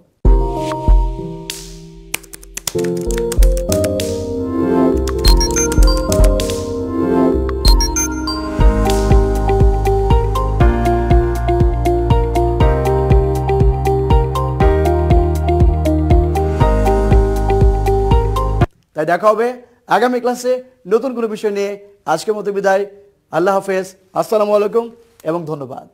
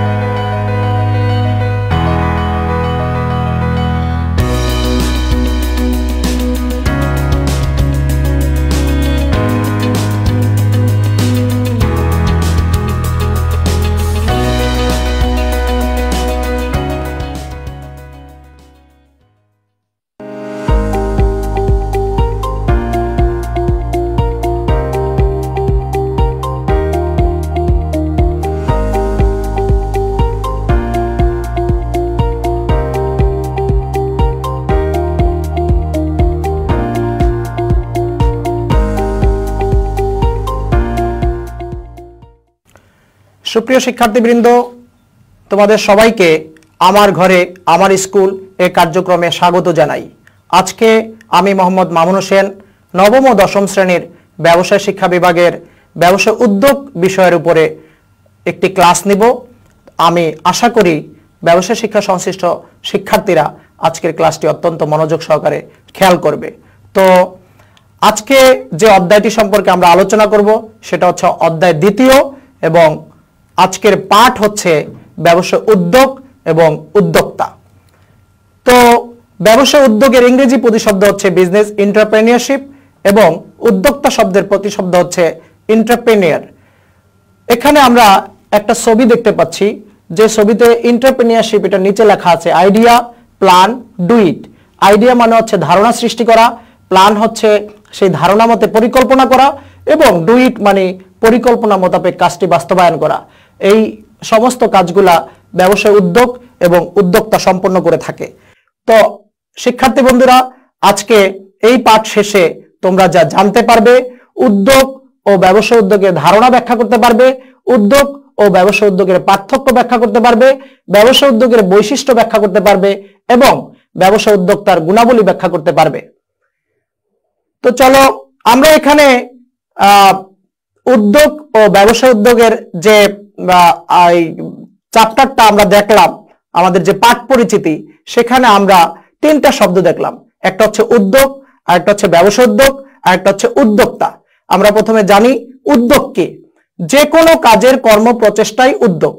আমরা যদি যে কোনো কাজ কেউ করার জন্য প্রাথমিক প্রচেষ্টা গ্রহণ করে তাহলে সেটাই কিন্তু উদ্যোগ হবে। এখানে আমরা ছবিতে দেখতে পাচ্ছি কেউ একজন ভাঙ্গা বিদ্যালয় নির্মাণ করে দিচ্ছে, পুনর্নির্মাণ করে দিচ্ছে, সুতরাং এটা তার জন্য উদ্যোগ। একজনের হয়তো খালের উপরে সাঁকো ছিল, বন্যায় সাঁকোটা ভেঙে গিয়েছে, সেই সাঁকোটা পুনর্নির্মাণ করার উদ্যোগ নিয়েছেন, সুতরাং এটা তার একটা উদ্যোগ। এবং বর্তমানে যে বিশ্বব্যাপী ভয়াবহ মহামারী করোনা ভাইরাস চলছে, এই করোনা ভাইরাসের সময় কেউ একজন ব্যক্তিগত উদ্যোগে কোন রকমের মুনাফার আশা না করে একটি হাসপাতাল নির্মাণ করে দিলেন, সুতরাং এটাও একটি উদ্যোগের উদাহরণ। তো আশা করি তোমরা উদ্যোগটা পরিষ্কার বুঝতে পেরেছো। এখানে মুনাফা অর্জন মূল উদ্দেশ্য নয়, এখানে মূল উদ্দেশ্য হচ্ছে জনকল্যাণ বা সমাজ কল্যাণ। এরপরে আসো ব্যবসা উদ্যোগ। তাহলে উদ্যোগ শব্দটা তো আগেরই রয়ে গেল, যে কোনো কিছুর প্রাথমিক প্রচেষ্টা নেওয়া, সেই প্রচেষ্টা যদি ব্যবসা সংক্রান্ত হয় তাহলেই কিন্তু সেটা ব্যবসা উদ্যোগ হবে। তা আমরা এখানে একটা সংজ্ঞা দিয়েছি, তোমরা সংজ্ঞাটা দেখো। লাভবান হওয়ার আশায় লোকসানের সম্ভাবনা জেনেও ঝুঁকি নিয়ে ব্যবসা প্রতিষ্ঠানের জন্য ধীরভাবে এগিয়ে যাওয়া ও সফলভাবে ব্যবসা পরিচালনা করা, এটা হচ্ছে ব্যবসা। ব্যবসা উদ্যোগের মধ্যে ঝুঁকি থাকবে, ব্যবসা উদ্যোগের মধ্যে লোকসান হওয়ার সম্ভাবনা থাকবে, কারণ আমরা জানি ভবিষ্যৎ সবসময় অনিশ্চিত। সেই অনিশ্চয়তাকে মাথায় নিয়ে কষ্টসাধ্য কাজে হাত দেওয়া এর প্রধান উদ্দেশ্য হচ্ছে মুনাফা অর্জন। আমরা এখানে তিনটা ছবি দেখতে পাচ্ছি। একটা হচ্ছে একজন তাঁত শিল্পের কারখানা দিয়েছেন, কারখানা দেওয়ার জন্য প্রথমে ভূমি, তারপরে সেটার উপরে ঘর নির্মাণ করতে হয় বা দালান নির্মাণ করতে হয়, সেখানে মেশিনারি ফিট করতে হয়, তারপরে কারিগর নির্ণয় করতে হয়, তারপর কাঁচামাল সংগ্রহ করতে হয়। এগুলা সংগ্রহ করে তিনি তাঁত শিল্পের কারখানা দিয়েছেন, সুতরাং এটা একটা ব্যবসায় উদ্যোগ।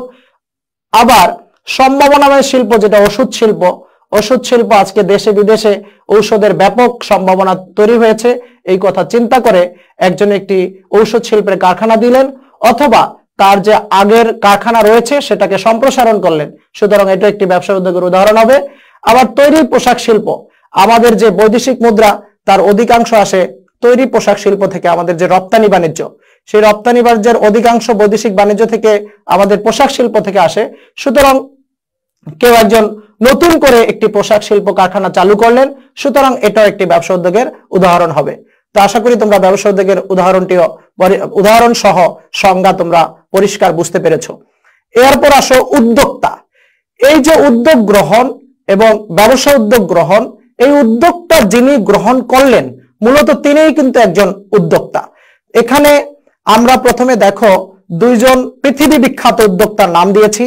একজন হচ্ছে আমেরিকার ফোর্ড কোম্পানির প্রতিষ্ঠাতা হেনরি ফোর্ড, আরেকজন জাপানের ম্যাটসুশিটা কোম্পানির প্রতিষ্ঠাতা কনোকে ম্যাটসুশিটা, যিনি বিশ্ববিখ্যাত ইলেকট্রনিক প্রোডাক্টের একজন জনক। আরেকজন আছে বাংলাদেশের স্কয়ার কোম্পানির প্রতিষ্ঠাতা স্যামসাং এর চৌধুরী, বাংলাদেশের ইসলাম গ্রুপের প্রতিষ্ঠাতা জহুরুল ইসলাম। এরা কিন্তু প্রত্যেকে নিজ নিজ প্রতিষ্ঠান গড়ে সমাদৃত হয়েছেন। আমরা ব্যবসা উদ্যোক্তার একটা সংজ্ঞা এইভাবে দিতে পারি, যে ব্যক্তি দৃঢ় মনোবল ও সাহসিকতার সাথে ফলাফল অনিশ্চিত জেনেও ব্যবসা স্থাপন করেন ও সফলভাবে ব্যবসা পরিচালনা করেন তাকে ব্যবসা উদ্যোক্তা বা শিল্প উদ্যোক্তা বলে। মনে রাখবা তোমরা যে যারাই শিল্প প্রতিষ্ঠান গড়ে তুলবে, যারাই দীর্ঘ মেয়াদী উৎপাদনে যাবে এবং কোন উৎপাদনমুখী কারখানা স্থাপন করবে, তারা প্রত্যেকেই এক একজন কিন্তু শিল্প উদ্যোক্তা। এরপরে দেখো আমরা শিল্প উদ্যোক্তার সংজ্ঞাটা জানলাম, আমরা ব্যবসা উদ্যোগের সংজ্ঞা জানলাম, আমরা উদ্যোগের সংজ্ঞা জানলাম। এবার উদ্যোগ ও ব্যবসা উদ্যোগের মধ্যে আমরা পার্থক্য নির্ণয় করব। উদ্যোগ হচ্ছে জনহিতকর কাজ, আর ব্যবসা উদ্যোগ হচ্ছে মুনাফা অর্জনের আশায় কষ্টসাধ্য কাজে পুঁজি বিনিয়োগ করা। তো এখানে আমরা পার্থক্য দেখতে পাচ্ছি। উদ্যোগ হচ্ছে উদ্যোগ যে কোনো বিষয়ের ব্যাপারে হতে পারে, কিন্তু ব্যবসা উদ্যোগ হচ্ছে লাভের আশায় ঝুঁকি নিয়ে অর্থ শ্রম বিনিয়োগ করাই হলো ব্যবসায় উদ্যোগ।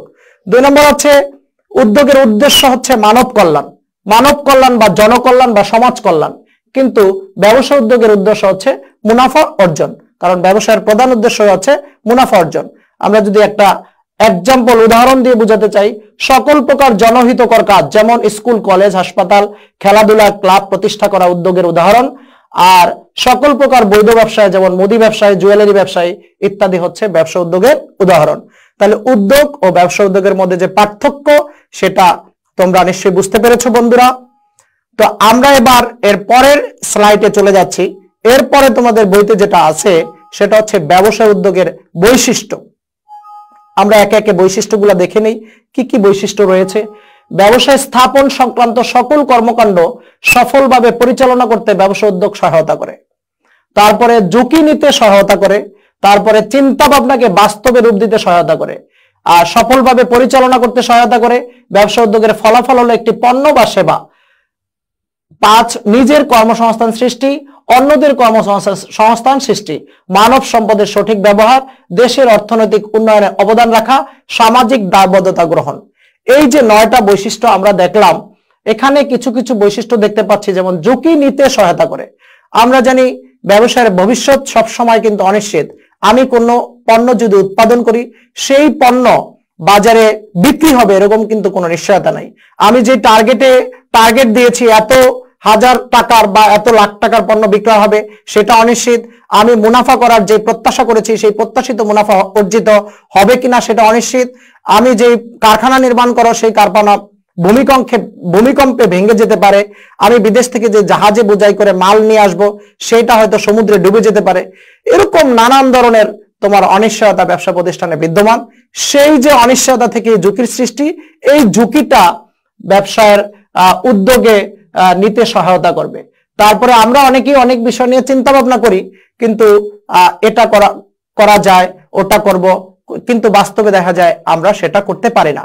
কিন্তু যার মধ্যে ব্যবসায় উদ্যোগের বৈশিষ্ট্য রয়েছে তিনি অবশ্যই যা চিন্তা করবেন সেটা বাস্তবে রূপ দিতে পারবেন।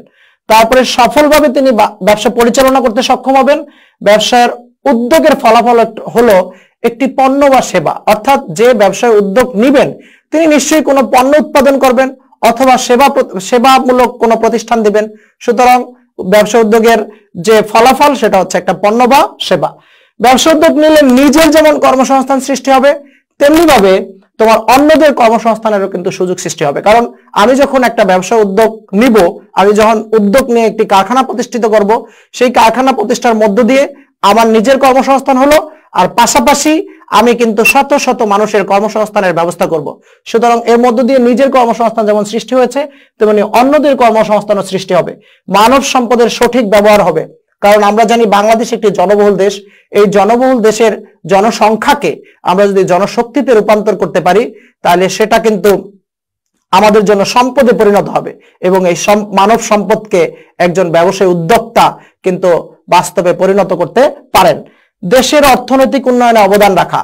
একটা দেশে যদি একজন ব্যবসা উদ্যোক্তা কোনো কারখানা স্থাপন করেন, নিজের কর্মসংস্থান সৃষ্টি করবেন, অন্য মানুষের কর্মসংস্থান সৃষ্টি করবেন, ফলে বেকার সমস্যার সমাধান হবে, মানুষের হাজার হাজার মানুষের কর্মসংস্থান তৈরি হবে, মানুষের ক্রয় ক্ষমতা বৃদ্ধি পাবে, এর মধ্য দিয়ে দেশ উন্নত হয়ে যাবে।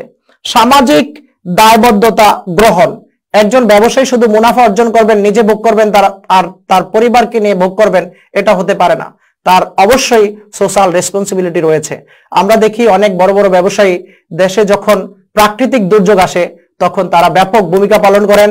গরিব মেধাবী শিক্ষার্থীদের জন্য তারা হাসপাতাল নির্মাণ করে দেন।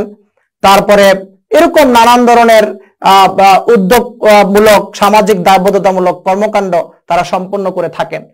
প্রিয় শিক্ষার্থী বন্ধুরা, আমরা এখন বাংলাদেশের আরেকজন স্বনামধন্য উদ্যোক্তা এখানে দেখতে পাচ্ছি। তিনি হচ্ছেন রণদা প্রসাদ সাহা।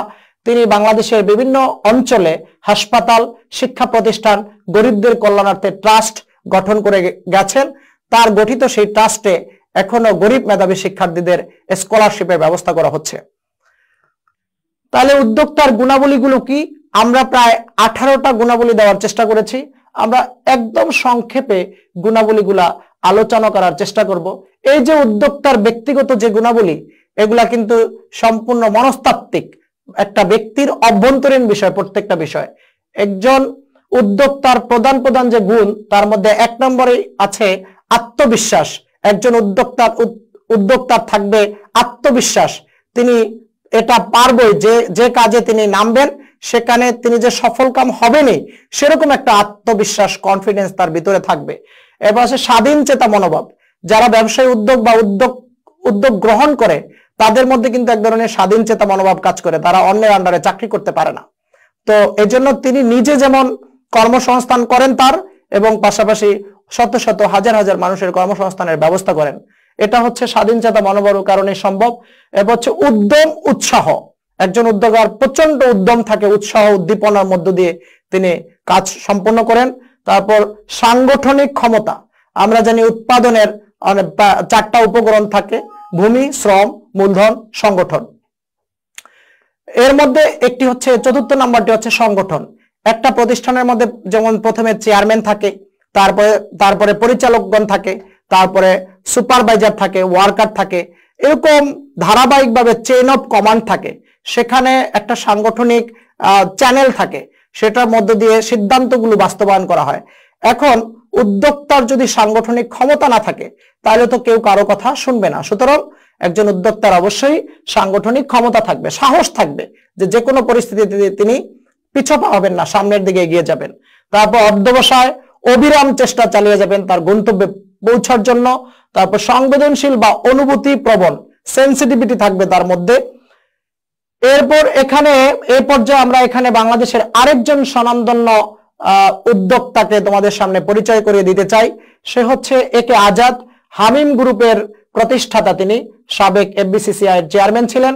বাংলাদেশে বহু গার্মেন্টস কারখানা, পাটকল, পরিবহন, ইলেকট্রনিক এবং প্রিন্টিং মিডিয়া তিনি প্রতিষ্ঠা করেছেন বাংলাদেশে। তার প্রতিষ্ঠিত প্রতিষ্ঠানে হাজার হাজার শ্রমিকরা কাজ করে জীবিকা নির্বাহ করছে। তো আমরা আবারও উদ্যোক্তার গুণাবলীর মধ্যে ফিরে যাই। 8 নাম্বার, একাগ্রতা। উদ্যোক্তার একাগ্রতা থাকবে। নমনীয়তা। উদ্যোক্তার নমনীয়তা থাকা অত্যন্ত গুরুত্বপূর্ণ, কারণ বিভিন্ন সময় সিদ্ধান্তে পরিবর্তন করা লাগতে পারে বা প্ল্যানিং এর মধ্যে একটু চেঞ্জ আনা লাগতে পারে। এর জন্য উদ্যোক্তার মধ্যে যদি ফ্লেক্সিবিলিটি না থাকে, নমনীয়তা না থাকে, তাহলে সেটা সম্ভবপর নয়। এর জন্য একজন সফল উদ্যোক্তার মধ্যে অবশ্যই নমনীয়তা থাকবে। সৃজনশীলতা, উদ্ভাবনী শক্তি, সৃজনশীলতা এবং উদ্ভাবনী শক্তি একজন উদ্যোক্তার থাকবে।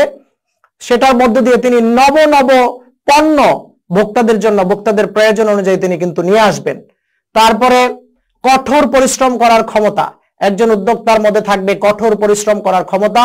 আমরা অনেক পৃথিবীতে যে সমস্ত সফল উদ্যোক্তাদের দেখতে পাচ্ছি, তাদের শুরুটা কিন্তু অনেক পরিশ্রমের মধ্য দিয়ে হয়েছে। অনেক পরিশ্রম করতে করতে তারা আজকে সাফল্যের শিখরে পৌঁছতে পেরেছেন। আমরা দেখেছি যে বৈশিষ্ট্যের মধ্যে দেখেছি একজন উদ্যোক্তা ঝুঁকি গ্রহণের ক্ষমতা সম্পন্ন হবেন, যেটা আমরা কিন্তু ওখানে আলোচনা করে এসেছি। এরপর নেতৃত্ব দানের যোগ্যতা, আমরা বৈশিষ্ট্যের মধ্যে পড়েছি একজন নেতা কিন্তু জন্মগতভাবেই নেতা। উদ্যোক্তাও একজন নেতা। যদি তিনি নেতা না হন, তিনি যদি সামনে থেকে নেতৃত্ব দিতে না পারেন, তাহলে কিন্তু এই হাজার হাজার যে কর্মী বাহিনী রয়েছে, এদের দ্বারা ভালোভাবে কাজ সম্পন্ন করা সম্ভবপর নয়। এজন্য একজন উদ্যোক্তাকে নেতৃত্ব দানের যোগ্যতা সম্পন্ন হতে হয়। পুঁজি সংগ্রহের ক্ষমতা, আমরা আজকাল দেখি পৃথিবীব্যাপী যে জয়েন্ট স্টক কোম্পানিগুলো রয়েছে, তারা ন্যাশনাল এবং মাল্টি ন্যাশনাল পণ্য উৎপাদন করে থাকে। তামাম দুনিয়ায় তারা পণ্য বন্টন প্রণালীর মাধ্যমে পৌঁছে দিয়ে থাকে।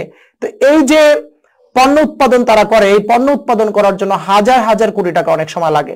যেমন আমরা যদি বাংলাদেশে যমুনা গ্রুপ দেখি, বসুন্ধরা গ্রুপ দেখি, ইউনিলিভার বাংলাদেশ দেখি, তাদের কিন্তু হাজার হাজার কোটি টাকা সংগ্রহ করতে হয়। সুতরাং এই যে হাজার হাজার কোটি টাকার মূলধন সংগ্রহ করা, পুঁজি সংগ্রহ করা, এই মূলধন সংগ্রহ করার ক্যাপাসিটি একজন উদ্যোক্তার মধ্যে অবশ্যই থাকতে হবে। কৃতিত্ব অর্জনের আকাঙ্ক্ষা, উদ্যোক্তার মধ্যে থাকবে কৃতিত্ব অর্জনের জন্য তীব্র আকাঙ্ক্ষা তার মধ্যে থাকবে। এরপর হচ্ছে চ্যালেঞ্জ গ্রহণ করার মানসিকতা, যে কোনো মূল্যে তিনি যা টার্গেট নিয়েছেন সেই টার্গেটের চূড়ান্ত শিখরে পৌঁছবেন, এরকম একটা চ্যালেঞ্জ মূলক মানসিকতা তার মধ্যে থাকবে।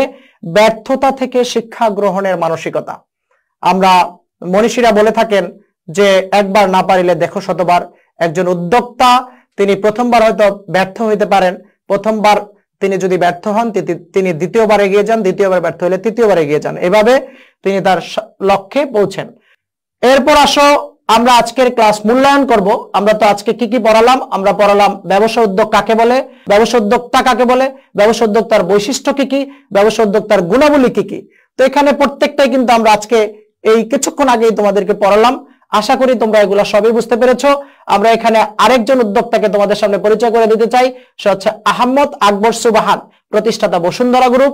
তিনি সিমেন্ট, আবাসন, কাগজ এবং বহু ইলেকট্রনিক ও প্রিন্টিং মিডিয়া প্রতিষ্ঠা করেছেন। তো এরপরে শিক্ষার্থী বন্ধুরা, আমি তোমাদেরকে বাড়ির কাজ দিয়ে আজকের ক্লাসের ইতি টানবো।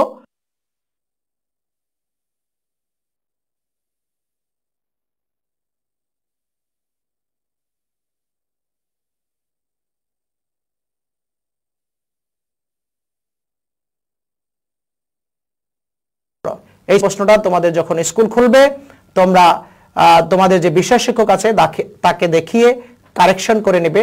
তো আশা করি আমাদের আজকের ক্লাস দ্বারা তোমরা কিছুটা হলেও উপকৃত হয়েছো। তো তোমরা যদি আজকের এই ক্লাসটি আবার দেখতে চাও, তাহলে আমার ঘরে আমার স্কুল অনুষ্ঠানের ফেসবুক পেজ ও ইউটিউব চ্যানেলে ভিজিট করতে পারো। তোমাদের কোনো সুচিন্তিত মতামত থাকলে আমার ঘরে আমার স্কুলের ফেসবুক পেজে কমেন্ট করতে পারো, অথবা আমাদেরকে মেইল পাঠাতে পারো। সরকারি নির্দেশনা মেনে চলো ও স্বাস্থ্যবিধি মেনে ঘরে বসে পড়াশোনা করো। তোমাদের সবাইকে ধন্যবাদ, অনেক অনেক শুভকামনা। আল্লাহ হাফেজ।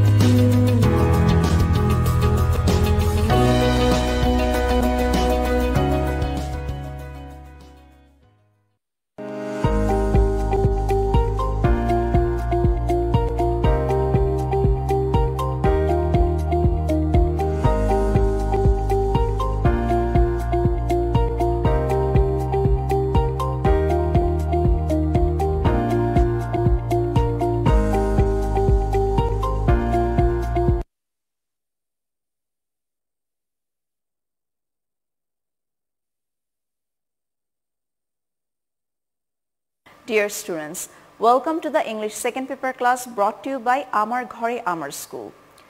You know that due to pandemic, the government has closed down all the institutions of the country. However, Amar Ghore Amar School has taken initiative to bring your classroom to your home through Sanshad Bangladesh Television. So without wasting any time, let's start today's class. The topic that we are going to learn today is narration. In previous classes, we have looked at the rules of changing speech from direct to indirect in case of affirmative, negative, interrogative, and imperative sentences. In today's class, we are going to have a closer look at how to change speech in optative and exclamatory sentence. You may find this lesson in your book at Unit 13, Lesson 1. Here we can see two pictures. In the first picture we can see that there is an exclamation mark, and in the second one we can see that a girl is clasping her hands. Now what can you assume from these two pictures? The first one is very obvious. It is expressing an emotion, and the second one is expressing a situation where someone is praying. Yes, you have guessed it right. The topic that we are going to learn today is how to change direct to indirect speech in case of optative and exclamatory sentence. What will be the learning outcomes of today's class? After today's class, you'll be able to understand the rules to change optative and exclamatory sentence from direct to indirect speech. Now what is optative sentence? As we all know, optative sentence is a sentence that indicates a wish, prayer, or desire. So if I want to express something that I want or that I long for, what am I going to do? I'm going to use optative sentence. Now there are two examples of using optative sentence in direct speech here. The first one is, my mother said to me, may Allah bless you. So may Allah bless you, it's a prayer that my mom is saying for me. The second one, he said, long live the president. Again, it's a prayer. So in these two cases, what we can see in common, the speaker here is expressing his wish or prayer or desire. And for that reason, he has used optative sentence. Now, how can we change optative sentence from direct to indirect speech? The rule is, for making indirect speech of optative sentence, said of reporting verb is changed according to the optative word of reporting speech. So it depends on the mood or the expression that the optative sentence is referring to. And depending on that, the verb said to is going to be changed.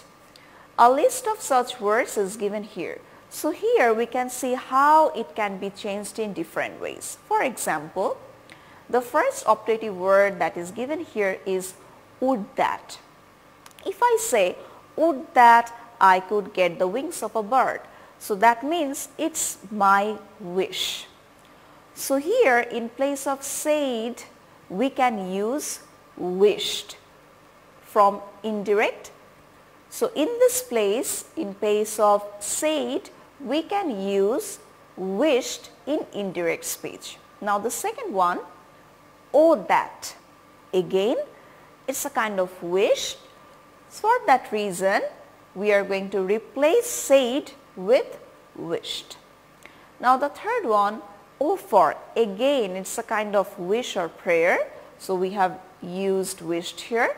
Now it's very obvious that if the optative word is may God, or may Allah, it's a kind of prayer. So the word or the verb that is going to be replaced here is prayed. You can also use wished here.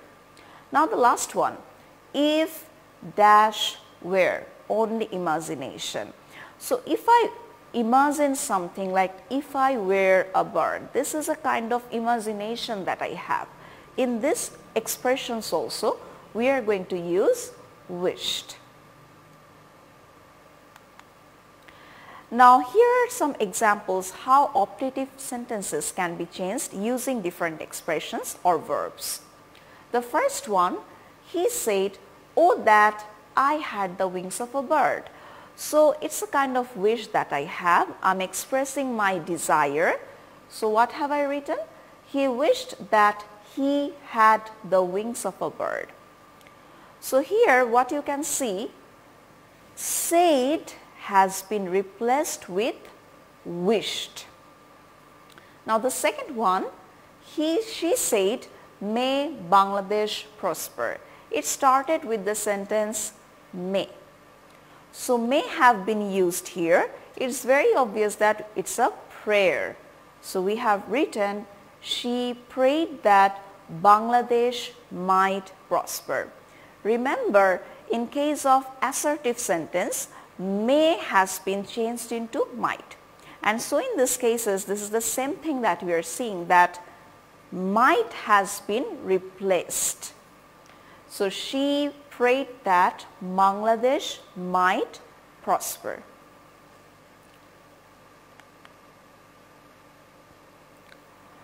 Now, moving on to exclamatory sentence.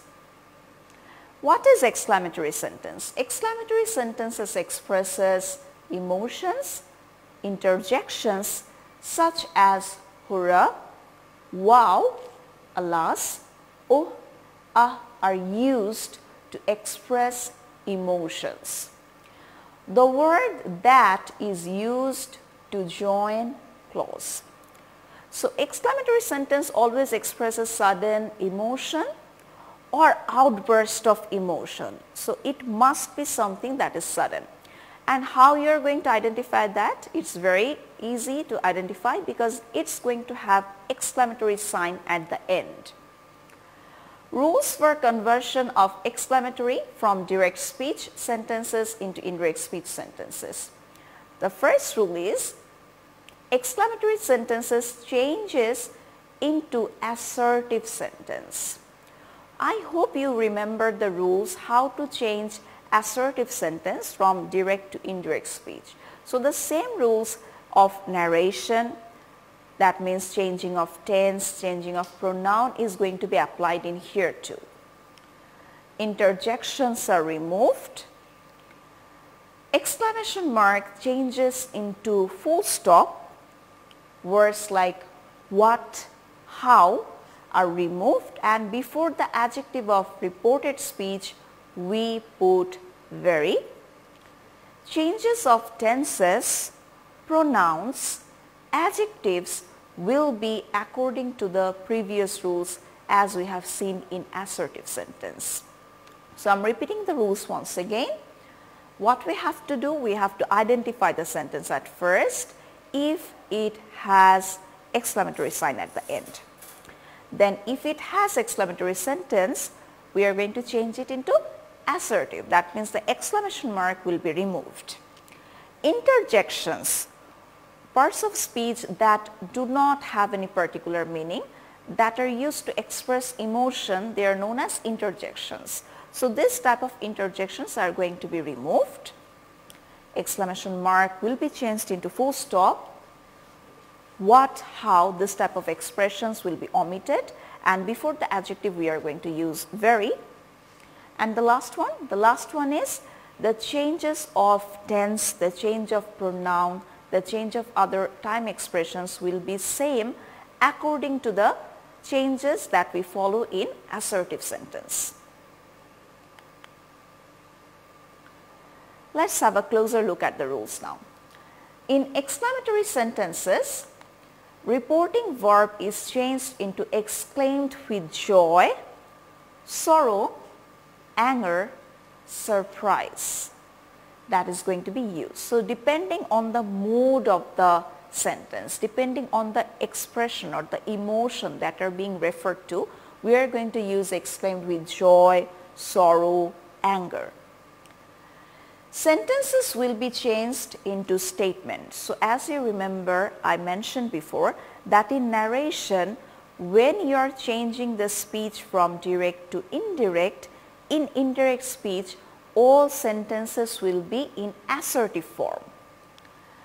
Exclamatory symbols, oh, hi, las, are removed. So any kind of interjections, they are going to be omitted or deleted.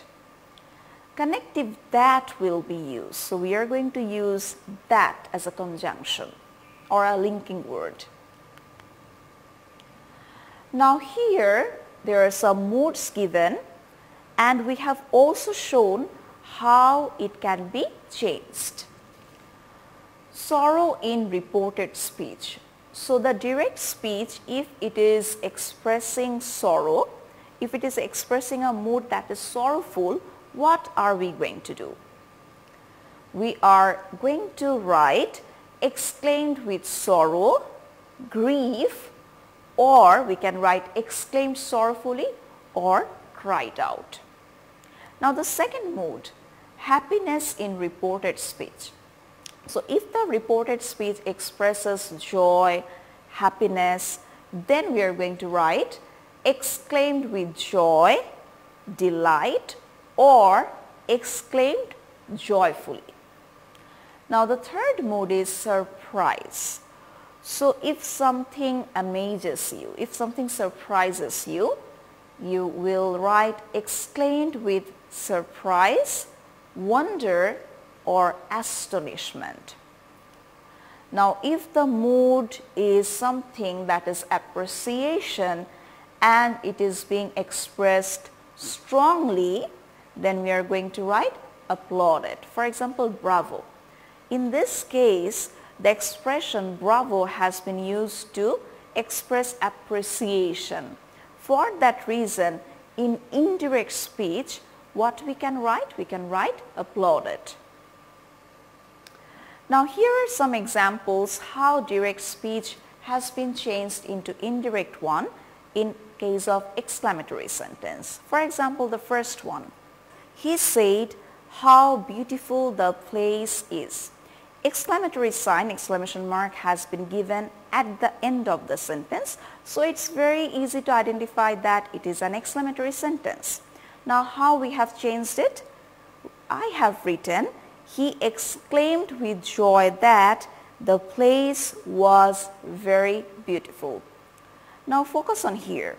He exclaimed with joy. Why joy? Because it's a nice place. That means it is something that is delightful. For that reason, we have written exclaimed with joy. You can also write exclaimed with happiness here. That has been used as the connective, and then we have used very before the adjective because we have how here. How beautiful the place is. So we have written the place was very beautiful. Now why was? Remember, in case of assertive sentence, what have we learned?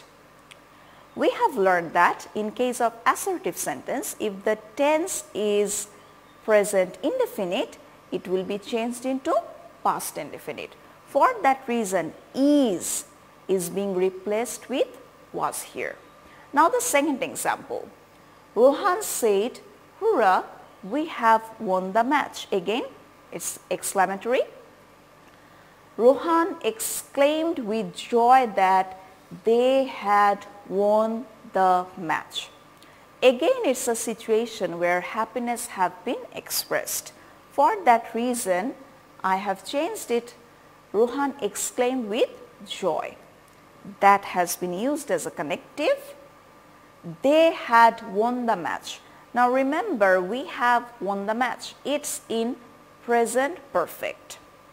So we know that in case of assertive sentence, if the tense is present perfect, we are going to change it into past perfect. And that's exactly what it has been done here. That they had won the match. So we have used the subject they, we have used had, and we have used the past participle of the verb won. Now there is an interesting thing here. In both cases, in both indirect speech, the exclamation mark has been removed and we have used full stop. And the whole structure has been changed into assertive. So do not forget to use full stop in indirect speech. Now the expression of alas. If you have an expression of alas, it's very easy to understand that it is referring to something that is sorrowful. It is referring to something that is upsetting, that is something that is disappointing. So in case of alas, what we are going to write? Exclaimed with regret, sorrow, or disappointment. So the direct speech that has been given here is, the reporter said, alas, many lives have been lost due to tsunami.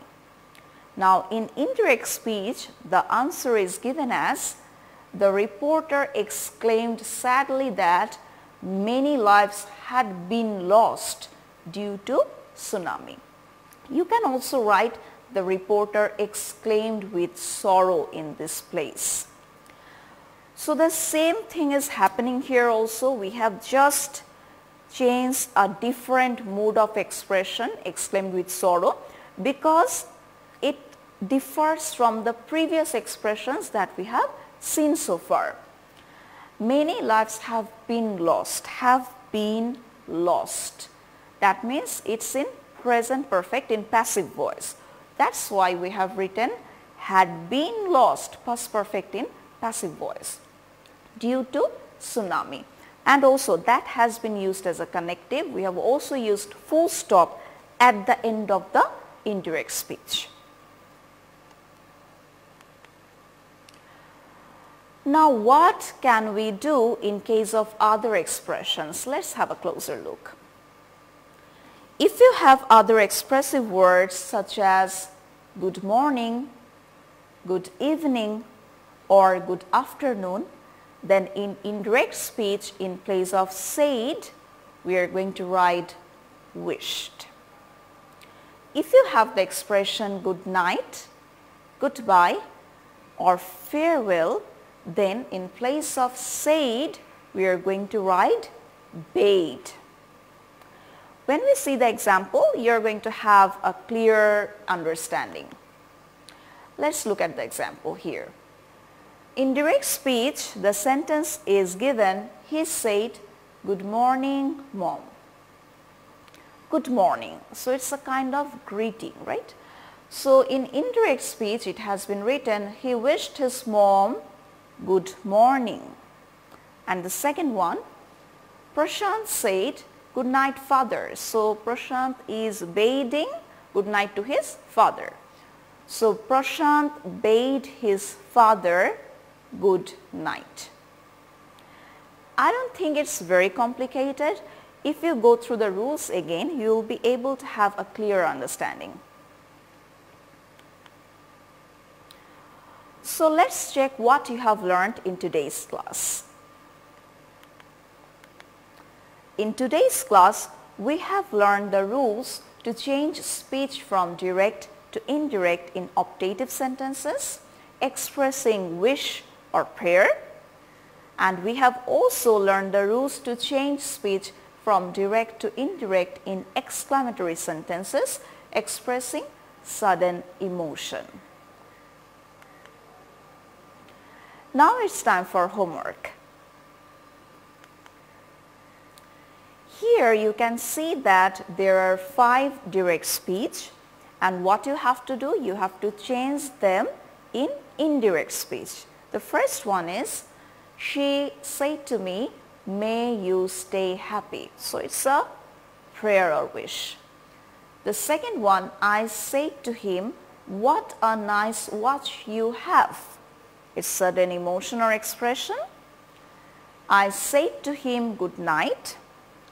The mother said to the daughter, may Allah bless you. And the last one, the man said to the stranger, what a nice city. So all these sentences that are given in direct speech, they are in either optative or in exclamatory. So follow the rules to change them from direct to indirect speech. Dear students, do the homework, Submit the homework to your teacher when the school reopens. The evaluation given by your teacher will be added to your continuous assessment. I hope you have enjoyed today's class and do not forget to stay home and stay safe. If you want to watch this class again, you can go to our Facebook page Amar Ghore Amar School, or you can visit our YouTube channel Amar Ghore Amar School. Thank you.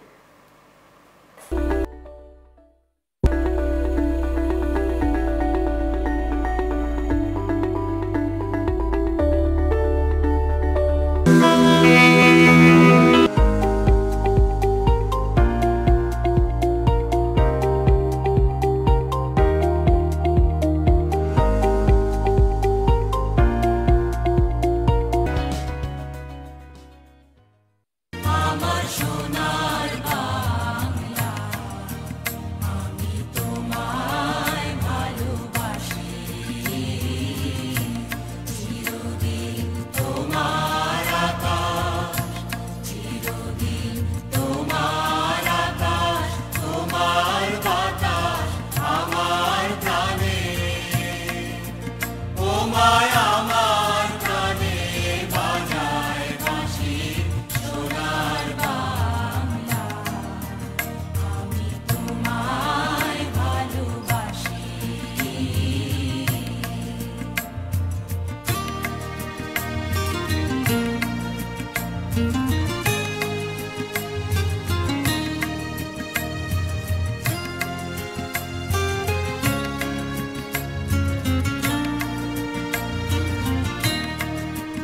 ওমা ফাগুনে তোর আমের বনে গানে পাগল করে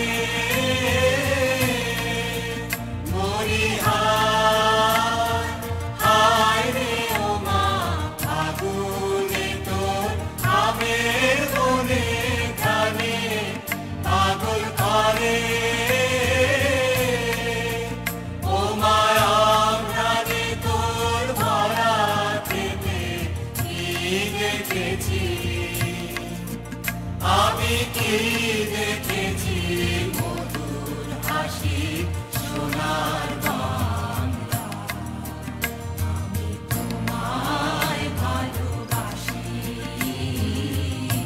কি শোভা কি ছায়া গো, কি স্নেহ কি মায়া গো, কি আঁচল বিছায়েছ বটের মূলে, নদীর কূলে কূলে,